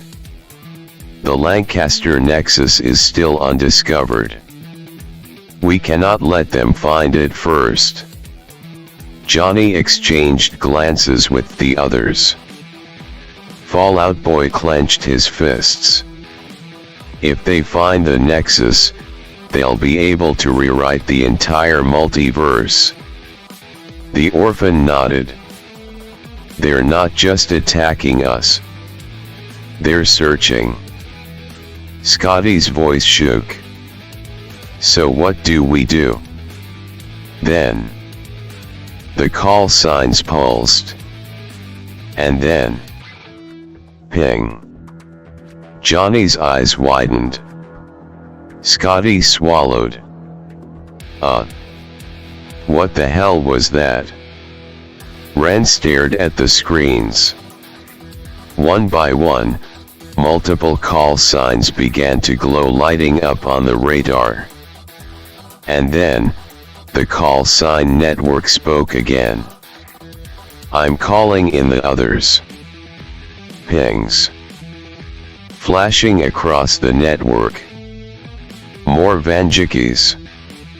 They saw the names appear on the screens, each one a signature from another timeline, another war. Street Rat. The Hunter Vanduke. The Vanduke of the Mothman timeline. The Vanduke of the false timeline. A Vanduke from a zombie apocalypse timeline. The Vanduke of the Dead Space timeline. Universe 7 Vanduke. Each ping represented a fighter, a warrior who had already survived their own hell. Each one had been summoned to war. Johnny exhaled sharply, watching as the call signs continued to glow. Ren cracked her knuckles. Well, shit. I guess we're not alone after all. The orphan grinned.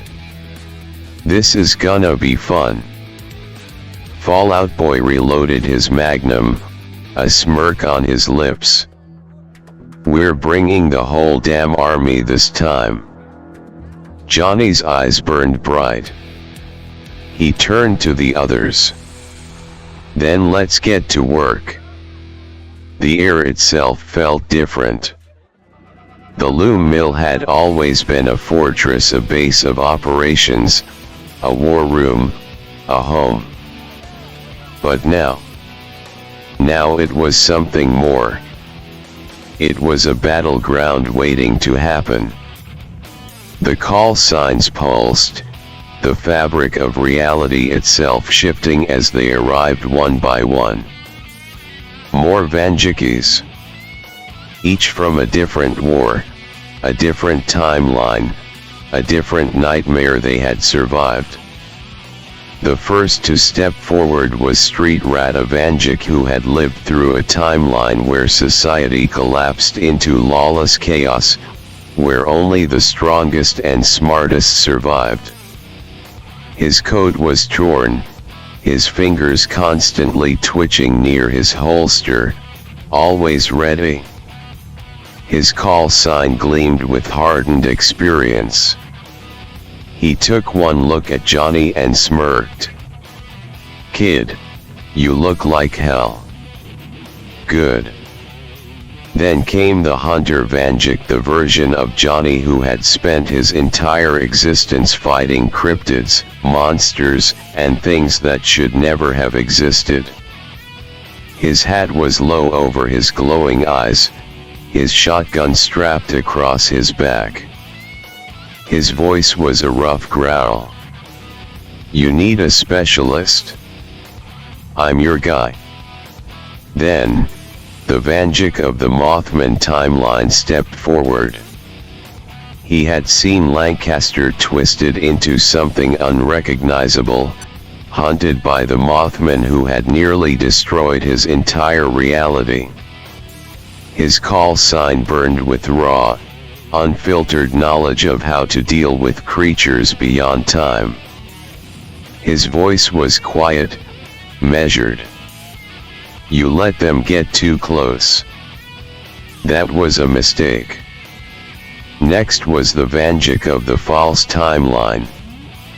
A world where the multiverse had collapsed on itself, where truth and lies had been rewritten over and over again until reality was a mess of fiction becoming real. He stood slightly apart from the others, his expression unreadable.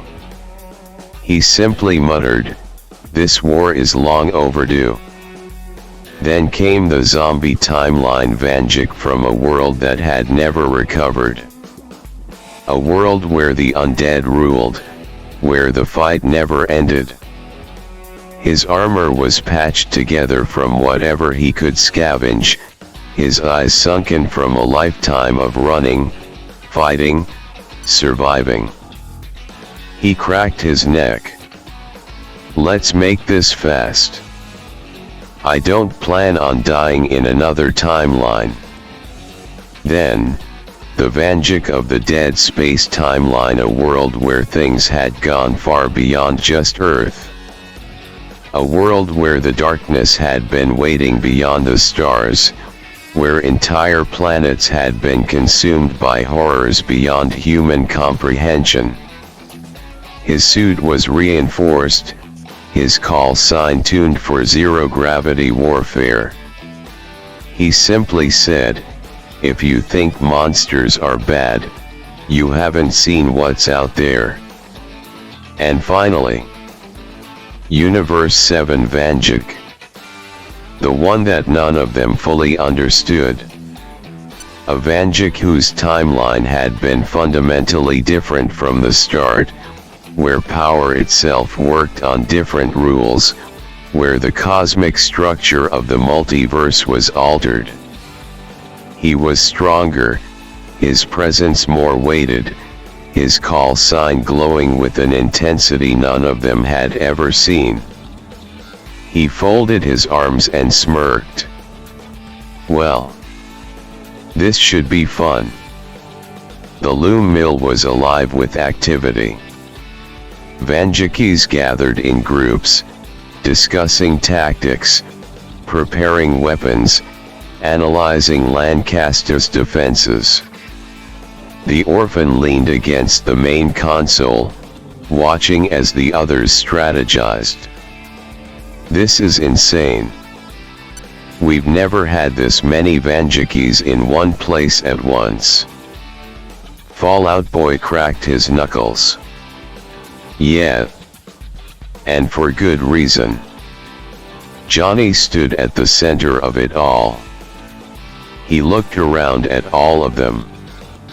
All the versions of himself. All the versions of Vanduke. Each one had seen a different hell. Each one had survived something impossible. Now they were here. Together. Because this wasn't just another fight. This was the final war. Ren, Scotty, and the other non-Vanduke fighters stood near the edge of the war room, taking in the sheer chaos of it all. Scotty exhaled, rubbing the back of his neck. I have never felt more out of my league than I do right now. Ren smirked. Yeah? Then step up. Scotty sighed. Fair point. Across the room, Johnny exhaled slowly. He turned to the gathered army. Then, his voice cut through the noise. All right. Enough waiting. We know why we're here. The room fell silent. Every Vanduke turned to him. Johnny clenched his fists. His eyes burned with pure determination. We stop running. We stop reacting. We go after them. We hunt the imposter. We hunt the false storyteller. He scanned the room, his voice unwavering. We end this. For good. The call signs pulsed as if responding to his words. And every Vanduke nodded in agreement. The war was coming. And this time, the Vandukes were taking the fight to them, but then they heard it, that's voice. The room froze. Every Vanduke turned, every glowing eye locking onto the figure standing in the doorway. That voice. The air seemed to bend around him, the space itself unstable, like the universe wasn't sure if he should exist here or not. Johnny knew that voice. They all did. The original storyteller. The man stepped forward, his presence alone making reality itself tremble. He looked different from any other Vanduke in the room. He was older, worn by time, but there was power behind his eyes, an understanding of the multiverse that none of them could claim. The orphan's voice was quiet, filled with disbelief. You're supposed to be gone. The original storyteller smirked. I was. Scotty blinked. Someone wanna tell me why he looks like you, bud?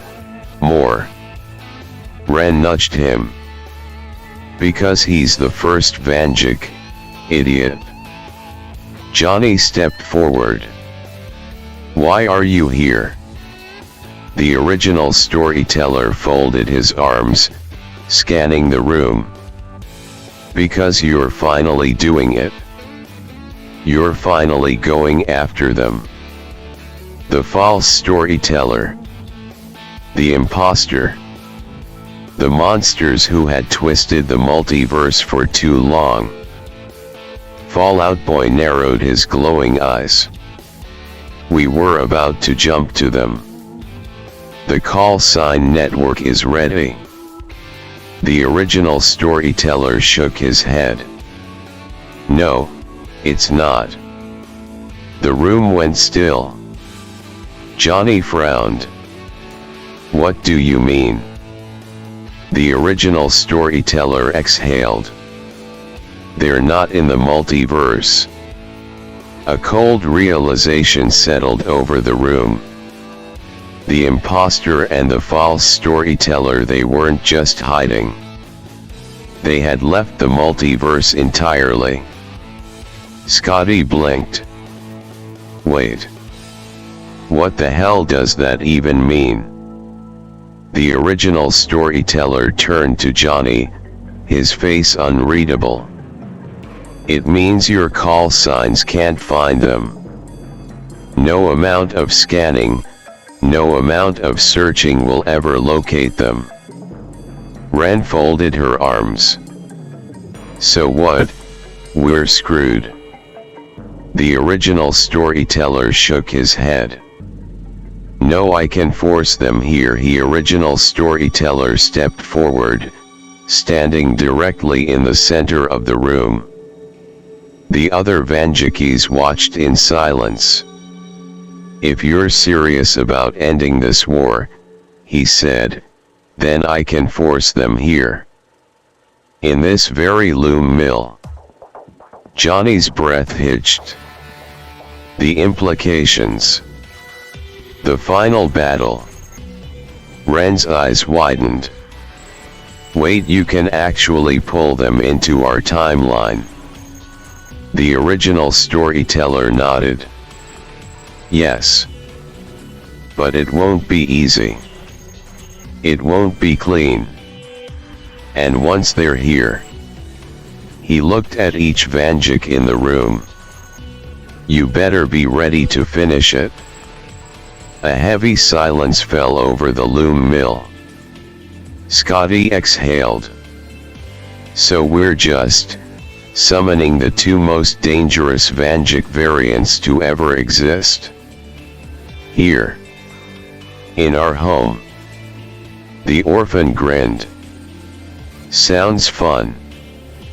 Fallout Boy cracked his knuckles. Let's do it. Johnny's glowing eyes burned with certainty. Then make it happen. The original storyteller nodded. And with a single motion of his hand, reality itself began to crack. The imposter and the false storyteller were coming. The final war was about to begin. The air in the loom mill cracked like shattering glass, jagged fractures of reality splintering outward from the original storyteller's outstretched hand. The entire building groaned as if the multiverse itself was protesting, struggling to contain what was about to happen. The call sign network flickered wildly, alarms blaring, red warnings flashing across every monitor. The loom mill's reinforced structure strained under the pressure of something impossible being forced into existence. Johnny's breath was steady, but his heart pounded. He could feel it happening. Something was being pulled here, dragged out from beyond the boundaries of known time and space. The others braced themselves. Ren's grip on her rifle tightened. Scotty muttered something under his breath. Fallout Boy flicked his magnum cylinder open and shut, and the orphan just grinned, eyes burning with anticipation. Then the first tear in reality exploded open. A wave of raw energy blasted outward, throwing sparks and data streams into the air as the network fought to stabilize the sudden intrusion. The first shape appeared. A figure stepped through the fracture, his silhouette forming in the swirling distortion of space-time. And there he was. The false storyteller. His presence was suffocating, reality warping around him as if he didn't belong in this world because he didn't. His eyes were black holes, an abyss that swallowed all light. His face, too familiar, twisted into something almost inhuman. His call sign pulsed erratically, as if struggling to hold together the sheer amount of power radiating from his existence. Then, the second fracture ripped open. The air turned to static, the walls vibrated, and the temperature in the room dropped sharply. A second figure emerged. The imposter.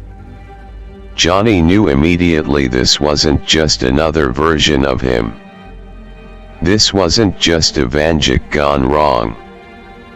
This was the thing that had manipulated time, twisted entire realities, enslaved bioslaves, corrupted timelines, and waged war against existence itself. His voice came first, smooth, mocking. Did you really think you could force us here without consequences? The room shuddered under the weight of his words. The false storyteller smirked, tilting his head slightly. Oh, look. You gathered quite the little army. How predictable. Johnny stepped forward. We didn't gather anyone. We called in our own. His eyes burned, his call sign flaring to life. You just got dragged out of whatever hole you were hiding in. The imposter laughed, shaking his head. You never understood, did you? He lifted a hand, fingers moving as if rewriting the space around him. The loom mill shifted, flickered, as if he was attempting to bend this reality to his will, but the original storyteller had locked it down. The false storyteller's expression darkened as he realized he had no control here. The original storyteller took a step forward, his gaze steady. I created you. I can erase you. The imposter's grin never wavered. But can you kill what's already beyond death? Johnny didn't wait for the answer. He moved first. The magnum roared in his hands as he fired straight at the imposter's head. And the final war began. The bullet tore through the air like a comet, charged with raw multiversal energy.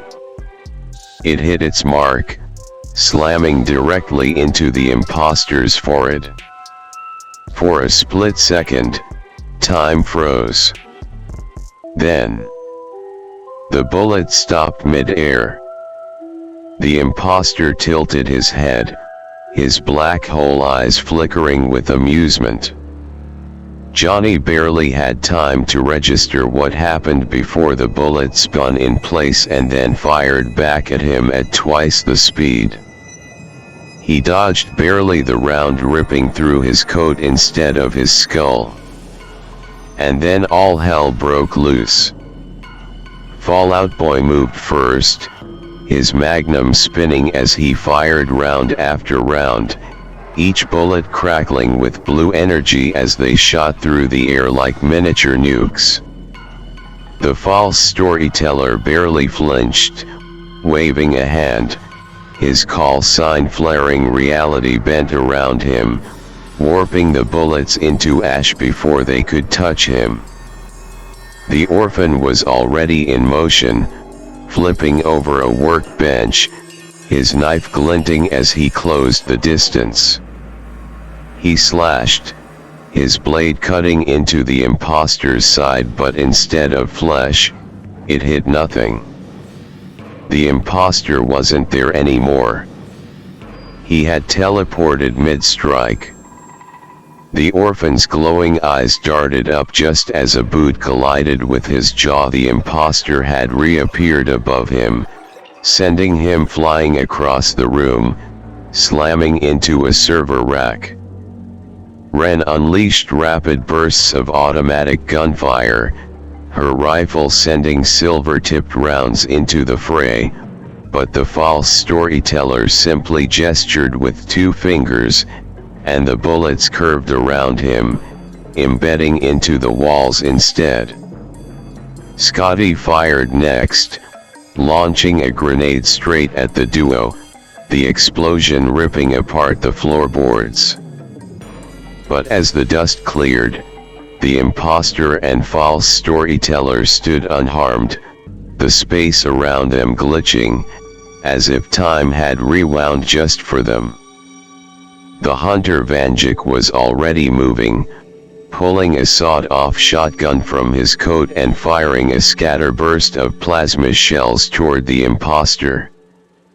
The blue hot spread should have burned through anything, but instead, the imposter snapped his fingers, and the hunter's own shotgun disappeared from his hands. Reappeared, pointed directly at his own face. Johnny's eyes widened. Move. The hunter barely twisted out of the way before his own gun fired at him. All right, the hunter growled, rolling back onto his feet, his call sign flaring, his voice cold.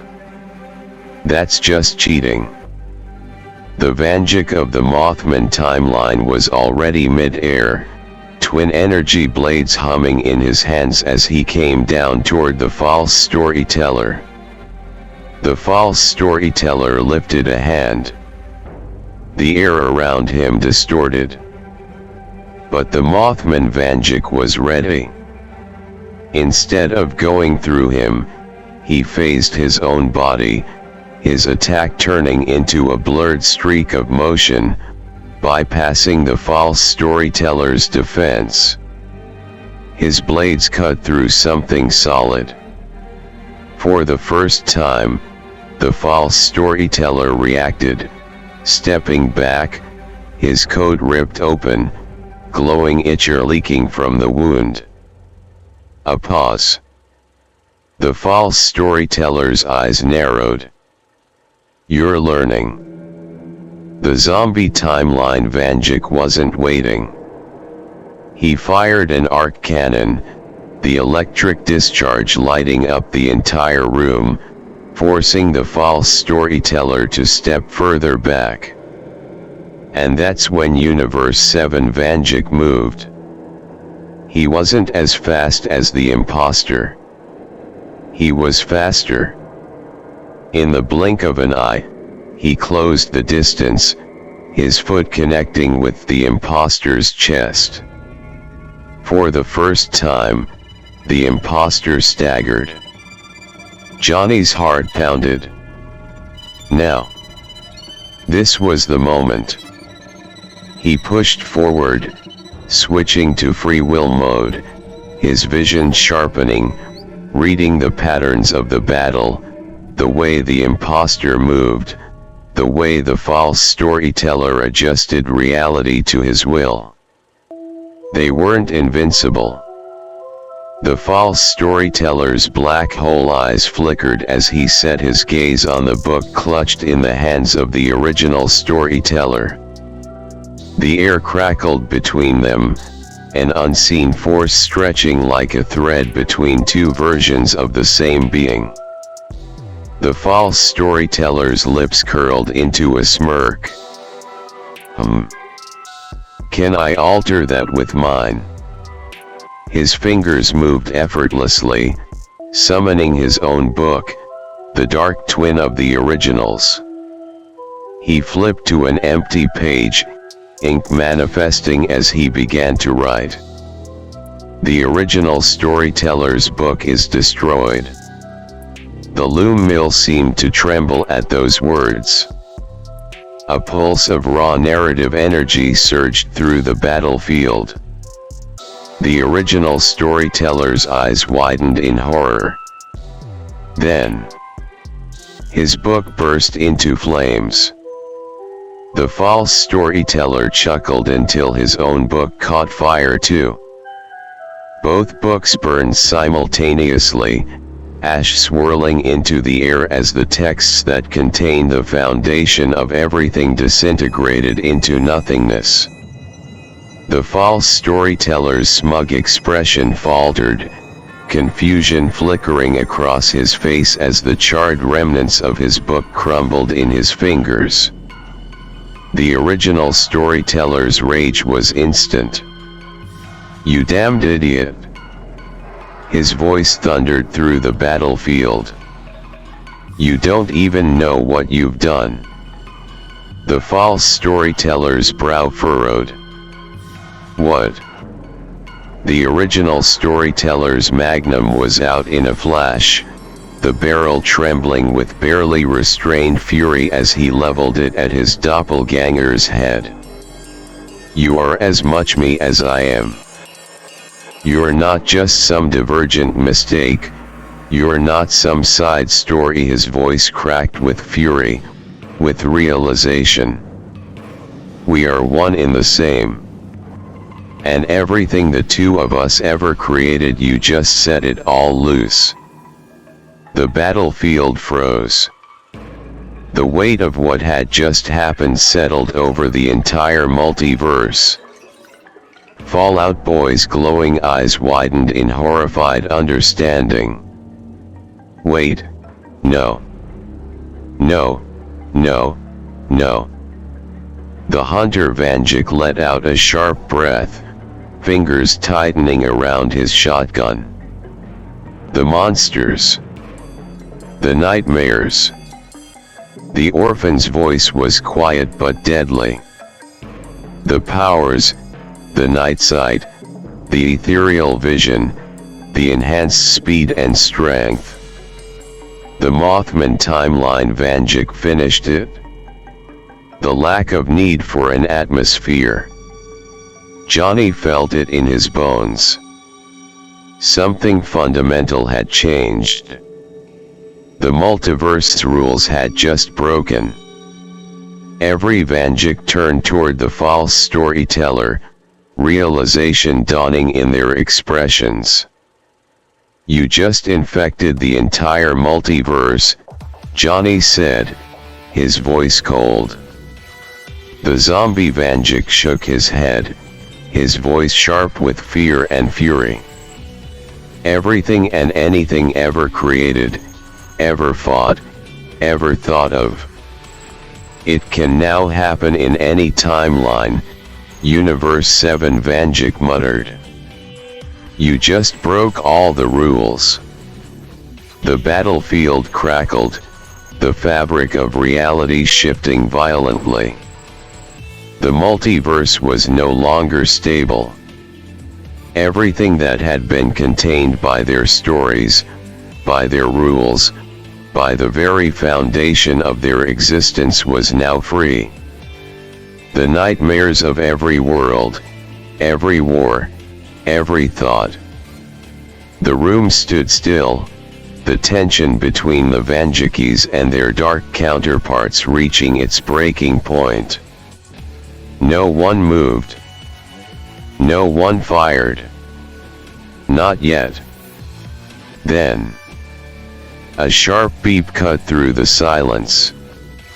The main scanner flared to life, the loom mill's massive console projecting a real-time feed of Lancaster County and beyond.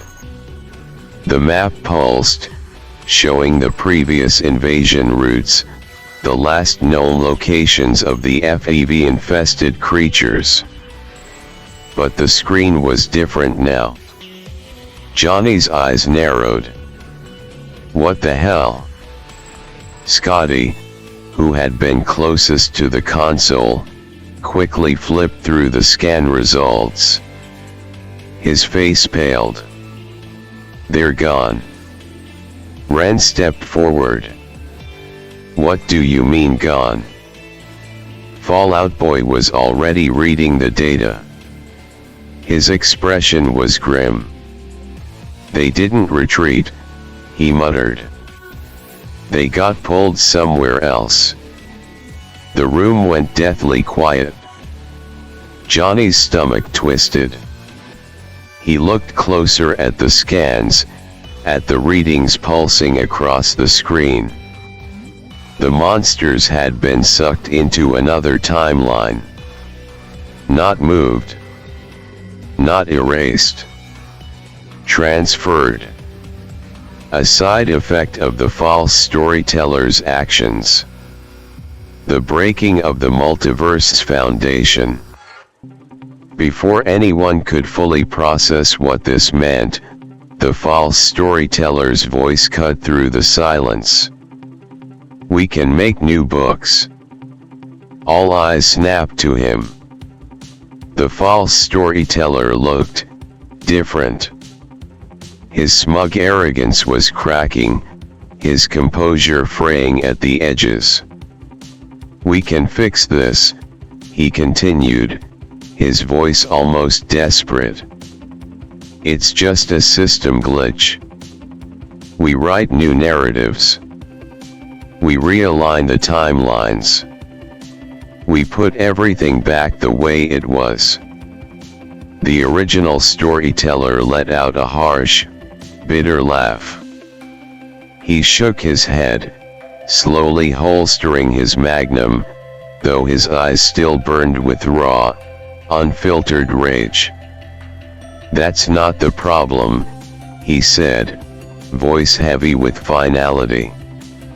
His gaze locked onto his counterpart, filled with the weight of incomprehensible fury. "You just gifted the whole multiverse powers and monsters."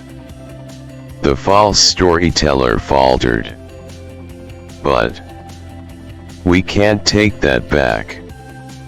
The original storyteller's voice was like steel, each word slamming into the false storyteller like a death sentence. "No amount of rewriting, no amount of altering reality can undo what you just did." The Vanduke of the Mothman timeline folded his arms. "Even if you burn every book, delete every file, every universe already felt the shift. It's permanent."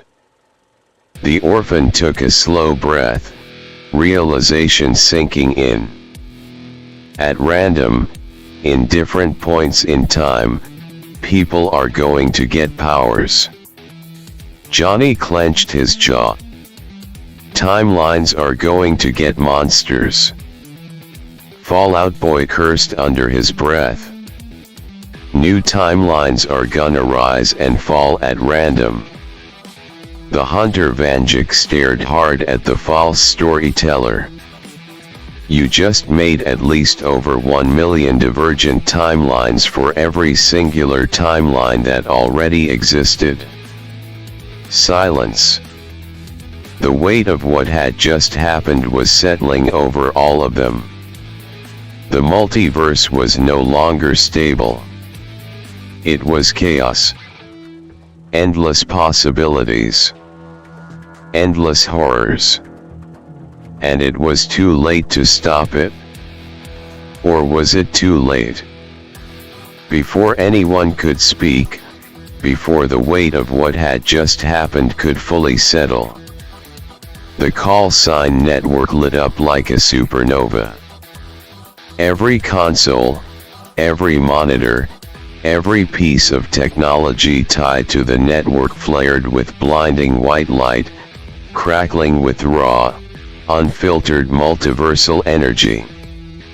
The room shook.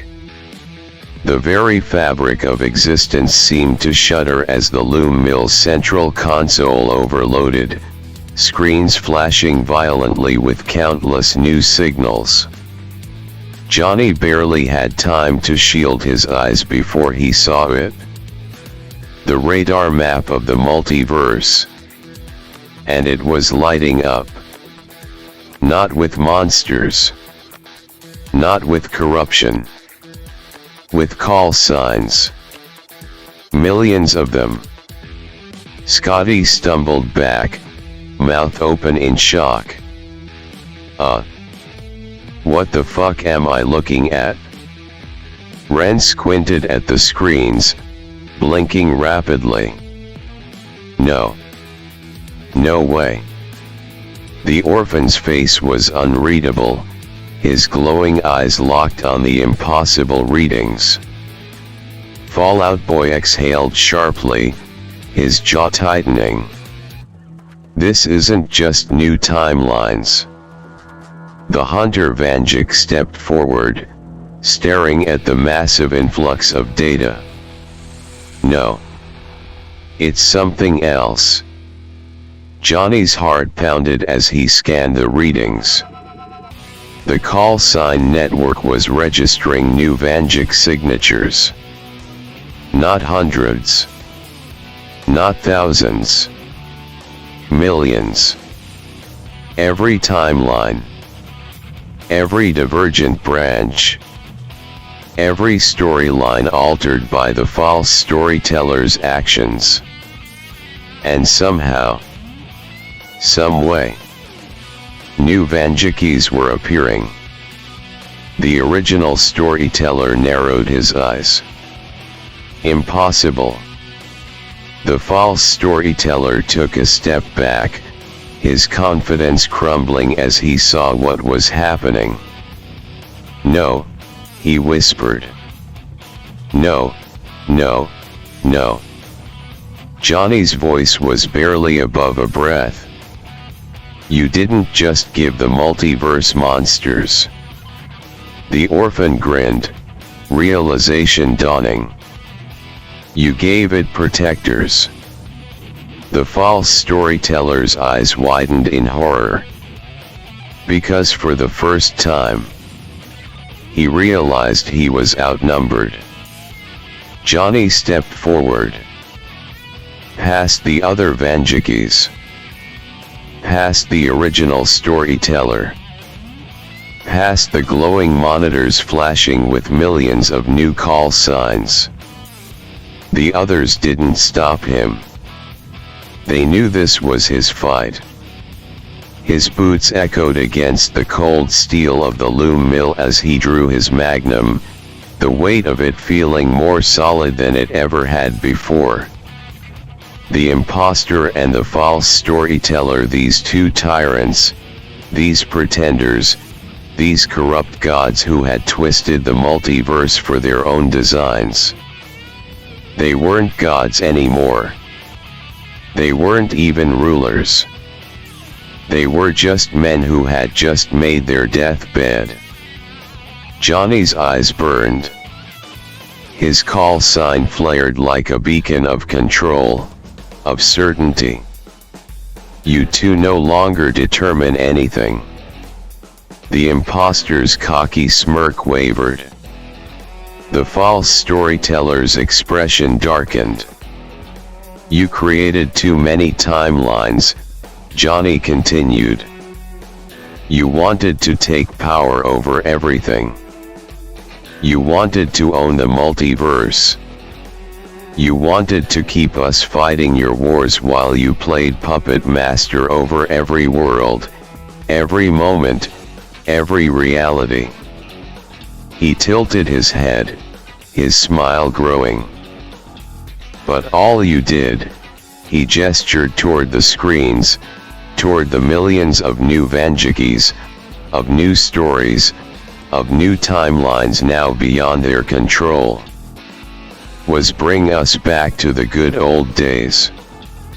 The imposter's face twisted with frustration.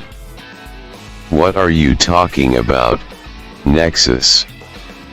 Johnny's grip on his magnum tightened. The days before the multiversal wars, he said, his voice deadly calm. The false storyteller froze. Johnny took another step closer, lifting his gun, barrel aimed squarely at them both. No longer is this about you two. No longer is this about your war. Your monsters. Your manipulations. He exhaled slowly, his stance solid, unshakable. This is finally back to the stories. Back to the people in those stories.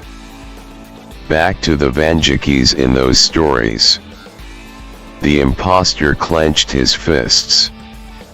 You think that's a victory? His voice hissed with barely restrained rage. You think letting chaos run unchecked is winning? Johnny smirked. The only difference this time. He pulled back the hammer of his magnum, the click echoing through the loom mill like a death sentence. We finally have control. And he fired. The roar of the shot drowned out everything. Time slowed. The bullet, glowing with raw multiversal energy, spiraled toward the imposter, tearing through the very fabric of reality itself as it moved. The imposter's eyes widened for the first time, a flicker of genuine fear crossed his face.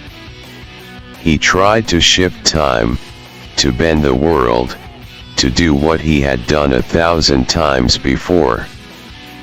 But nothing happened. No more rewriting. No more stealing control. The multiverse was no longer his to manipulate. The bullet hit. The impact wasn't just physical. It tore through the imposter's very existence, unraveling him from the inside out, his body convulsing as energy poured from every wound, every cell, every stolen moment he had ever forced into reality.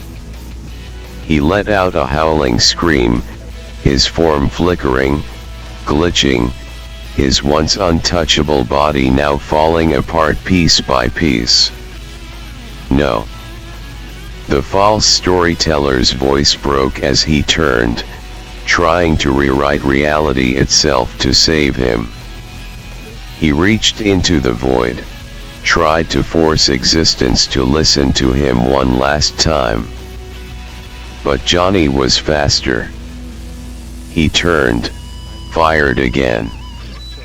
The second shot hit directly through the false storyteller's chest. His eyes went wide. The book he once wrote the multiverse with, the thing that made him a god, the power he thought he still had. It was gone. The hole in his chest burned with a fire that wasn't natural. A fire that belonged to every timeline he had ever wronged. The false storyteller staggered back, his hands shaking, his voice cracking in pure disbelief. But, we built everything, His words fell apart as his body started to disintegrate, just like the imposter, unraveling not just from this world, but from all worlds. You didn't build shit. Johnny roared, stepping forward, his glowing eyes burning as the two of them collapsed, fading, vanishing into the abyss of their own failed creation. You stole it. You twisted it. You tried to control it. But this multiverse, this world, the Vandukes, the stories, they were never yours. The imposter tried to speak, tried to reach out, his voice now just a whisper in the collapsing void. But Johnny didn't care. He pulled the trigger one last time. And the imposter and false storyteller were erased from existence. For good. The battle was over. The air in the loom mill went still. For the first time in what felt like an eternity, there was silence. No more warping reality. No more monsters spilling from broken timelines.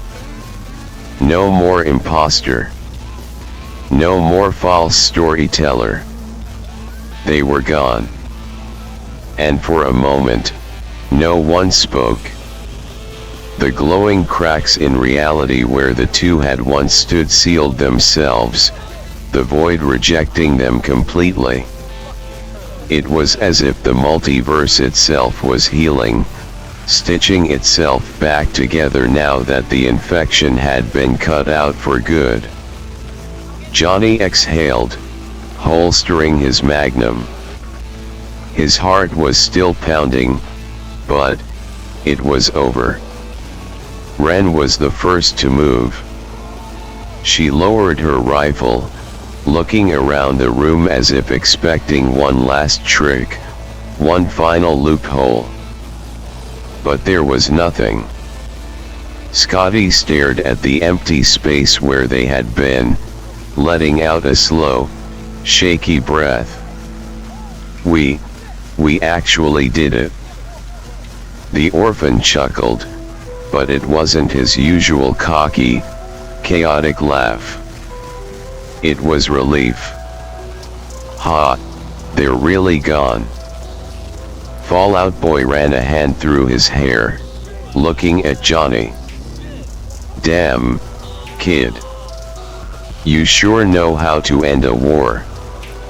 The call sign network pulsed one last time, then dimmed, stabilizing for the first time in what felt like years.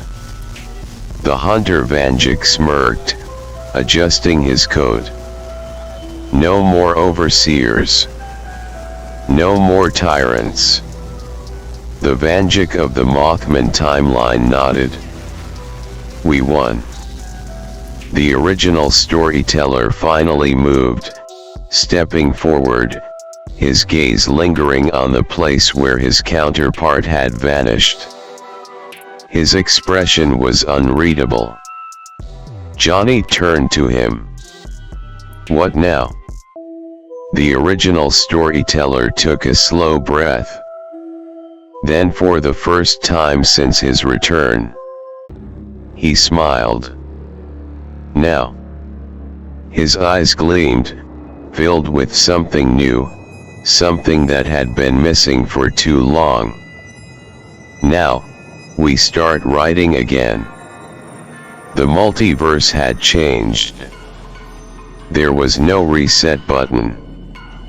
There was no undoing what had been done. The false storyteller had set everything free. The multiverse was no longer controlled by a single force.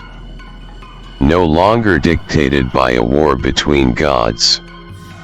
And so, the Vandukes accepted the change. Over the following days, weeks, months, the loom mill became something different. Not just a war room. Not just a fortress. A beacon. A place where the new Vandukes, the ones born from the fractures in time, the ones who had only just discovered their own existence, could find their way. There were thousands now. Millions. Some would stay in their own timelines, protecting their own stories, fighting their own wars. Some would travel, like the Vandukes before them, learning, adapting, exploring the new, untouched realities. Some would never even know the war had happened. They would live normal lives, never realizing how close they had come to annihilation. And that was fine. Because now, the war was over. The Vandukes were free. The stories could live again. That night, Johnny stood on the rooftop of the loom mill, staring over Lancaster. The sky was clear for the first time in a long time. No rifts. No monsters crawling through fractured realities. Just the night, quiet and whole. The orphan joined him, hands in his pockets.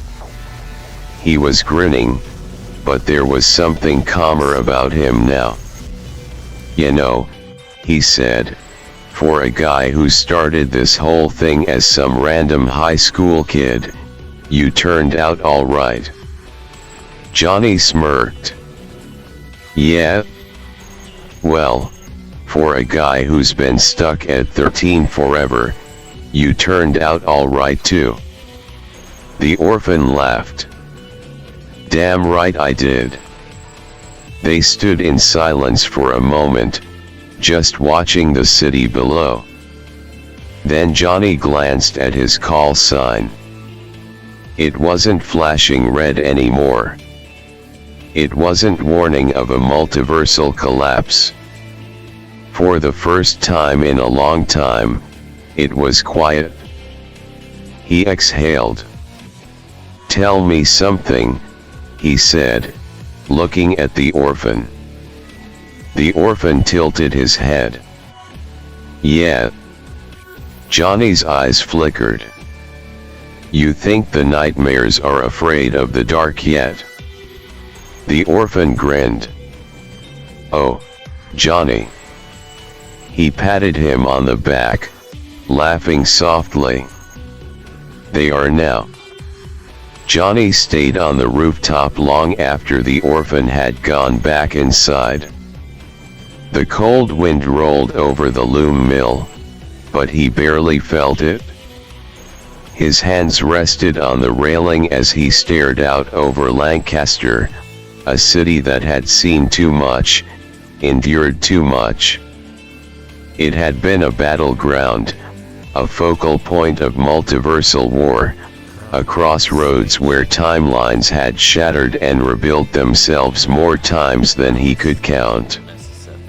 And now it was just home again. He turned his wrist, looking down at the call sign. No more emergency signals. No more warnings of impending catastrophe. The war was over. The multiverse was free. He should have felt relieved, maybe even happy. Instead, there was just stillness. Footsteps behind him. Ren leaned against the railing beside him, arms crossed. "You gonna stand out here all night, or do I have to drag your ass back inside?" Johnny smirked but didn't look away from the skyline. "Just thinking." She snorted. "That's dangerous." He chuckled but didn't argue. They stood in silence for a moment, watching as the lights of the city flickered in the distance. Things were moving forward. The world was still turning. Life was still happening, despite everything. Ren shifted beside him. "You know it's not over, right?" Johnny nodded. "Yeah. But it's different now." She studied him for a second, then nodded. "Damn right it is." She pushed off the railing. "Come on. Scotty's got this insane idea for a celebration, and if I don't get back down there soon, he's gonna try to mix vodka with whatever the hell Fallout Boy keeps in his flask." Johnny raised an eyebrow. "That sounds like a chemical weapon." "Exactly. Let's go." He hesitated for just a second longer, glancing once more at the quiet skyline. Then he sighed and turned away, following her back inside. Inside the loom mill, the atmosphere was different. Lighter. Not quite joy, not quite ease, but a sense of something resembling peace. The place had seen too much war, carried too many scars to ever be completely at ease, but the people inside, they were alive. They were talking, laughing, drinking, playing cards, swapping stories. Scotty was already drunk, loudly debating with Fallout Boy about whether or not a plasma rifle could actually function as a space heater. The orphan was sprawled out on one of the couches, flipping a knife between his fingers, half listening to the conversation while muttering something about how you idiots don't understand how heat dispersion works.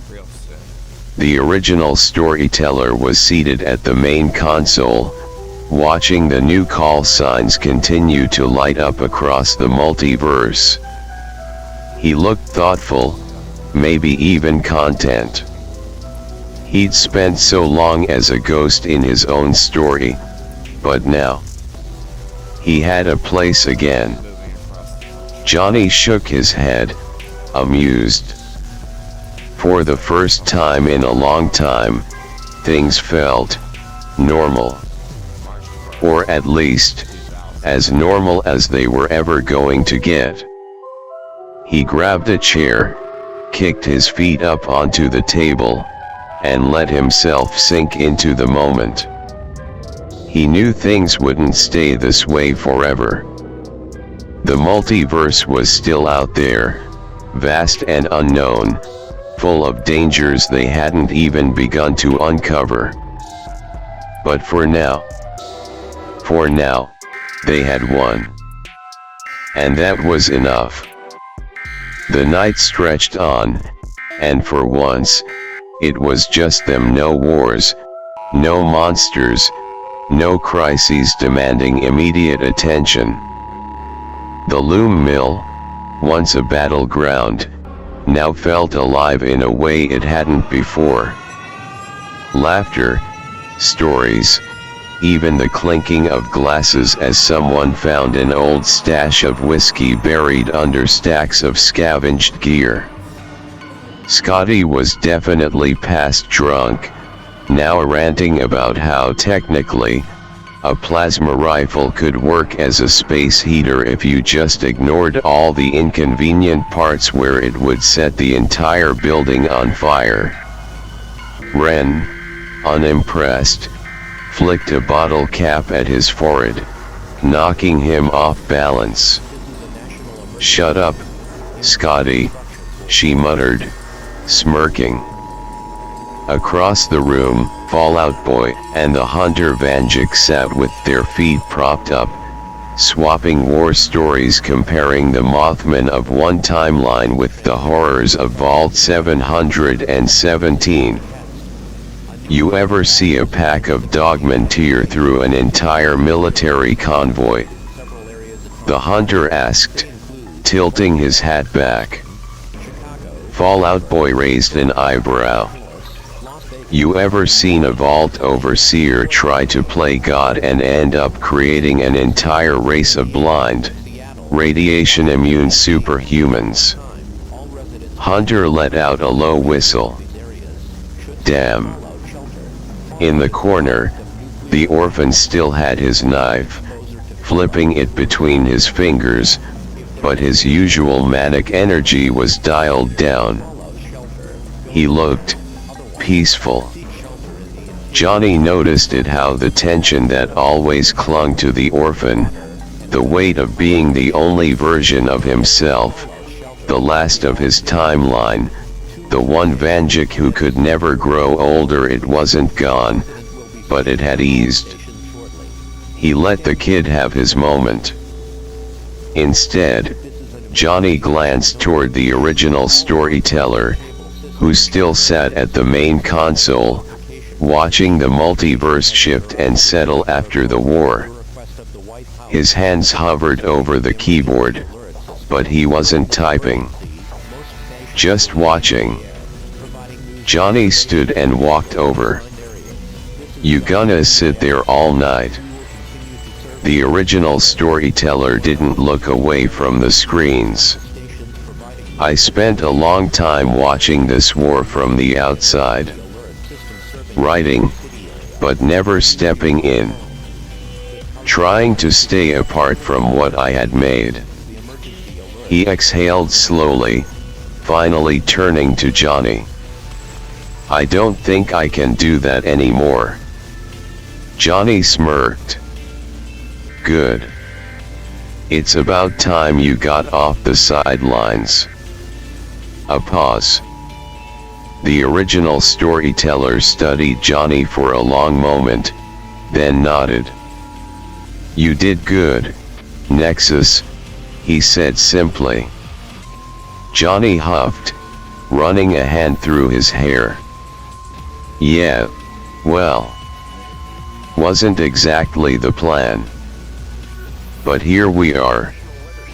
A small chuckle.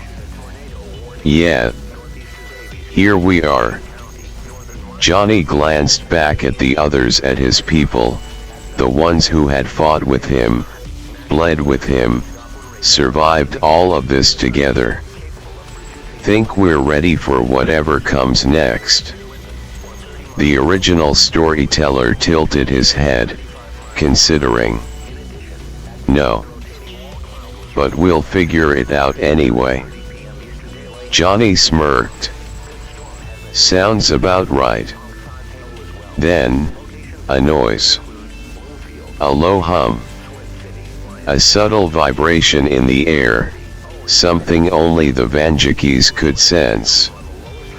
Johnny's call sign pulsed just once. Not a warning. Not an alarm. Just a reminder. The multiverse never stayed still for long. Johnny sighed, shaking his head. "Guess that means the peace and quiet won't last forever."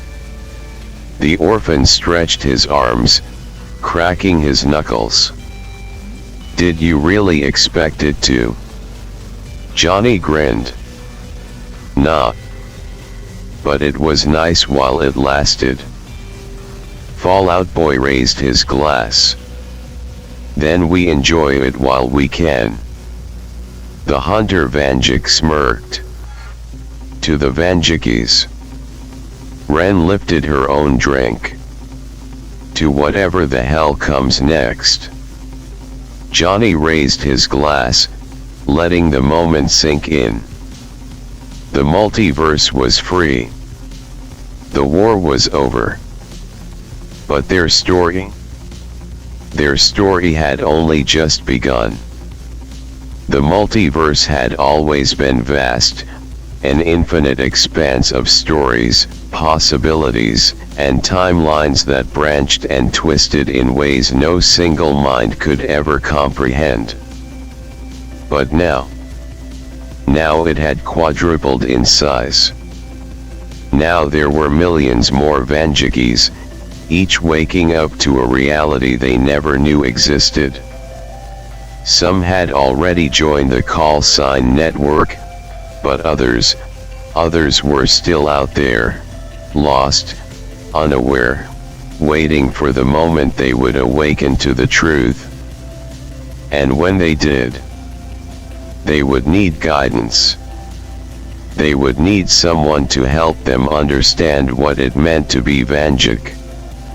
Johnny exhaled, letting the weight of it settle over him.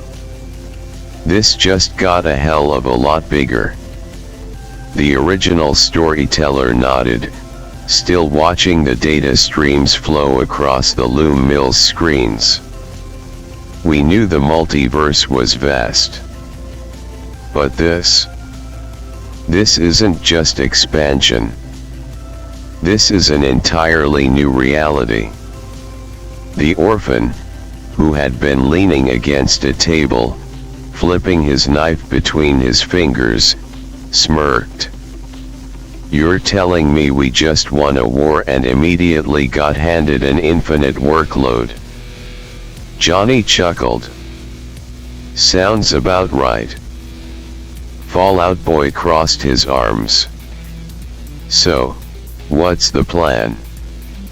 We just let all these new timelines figure it out on their own.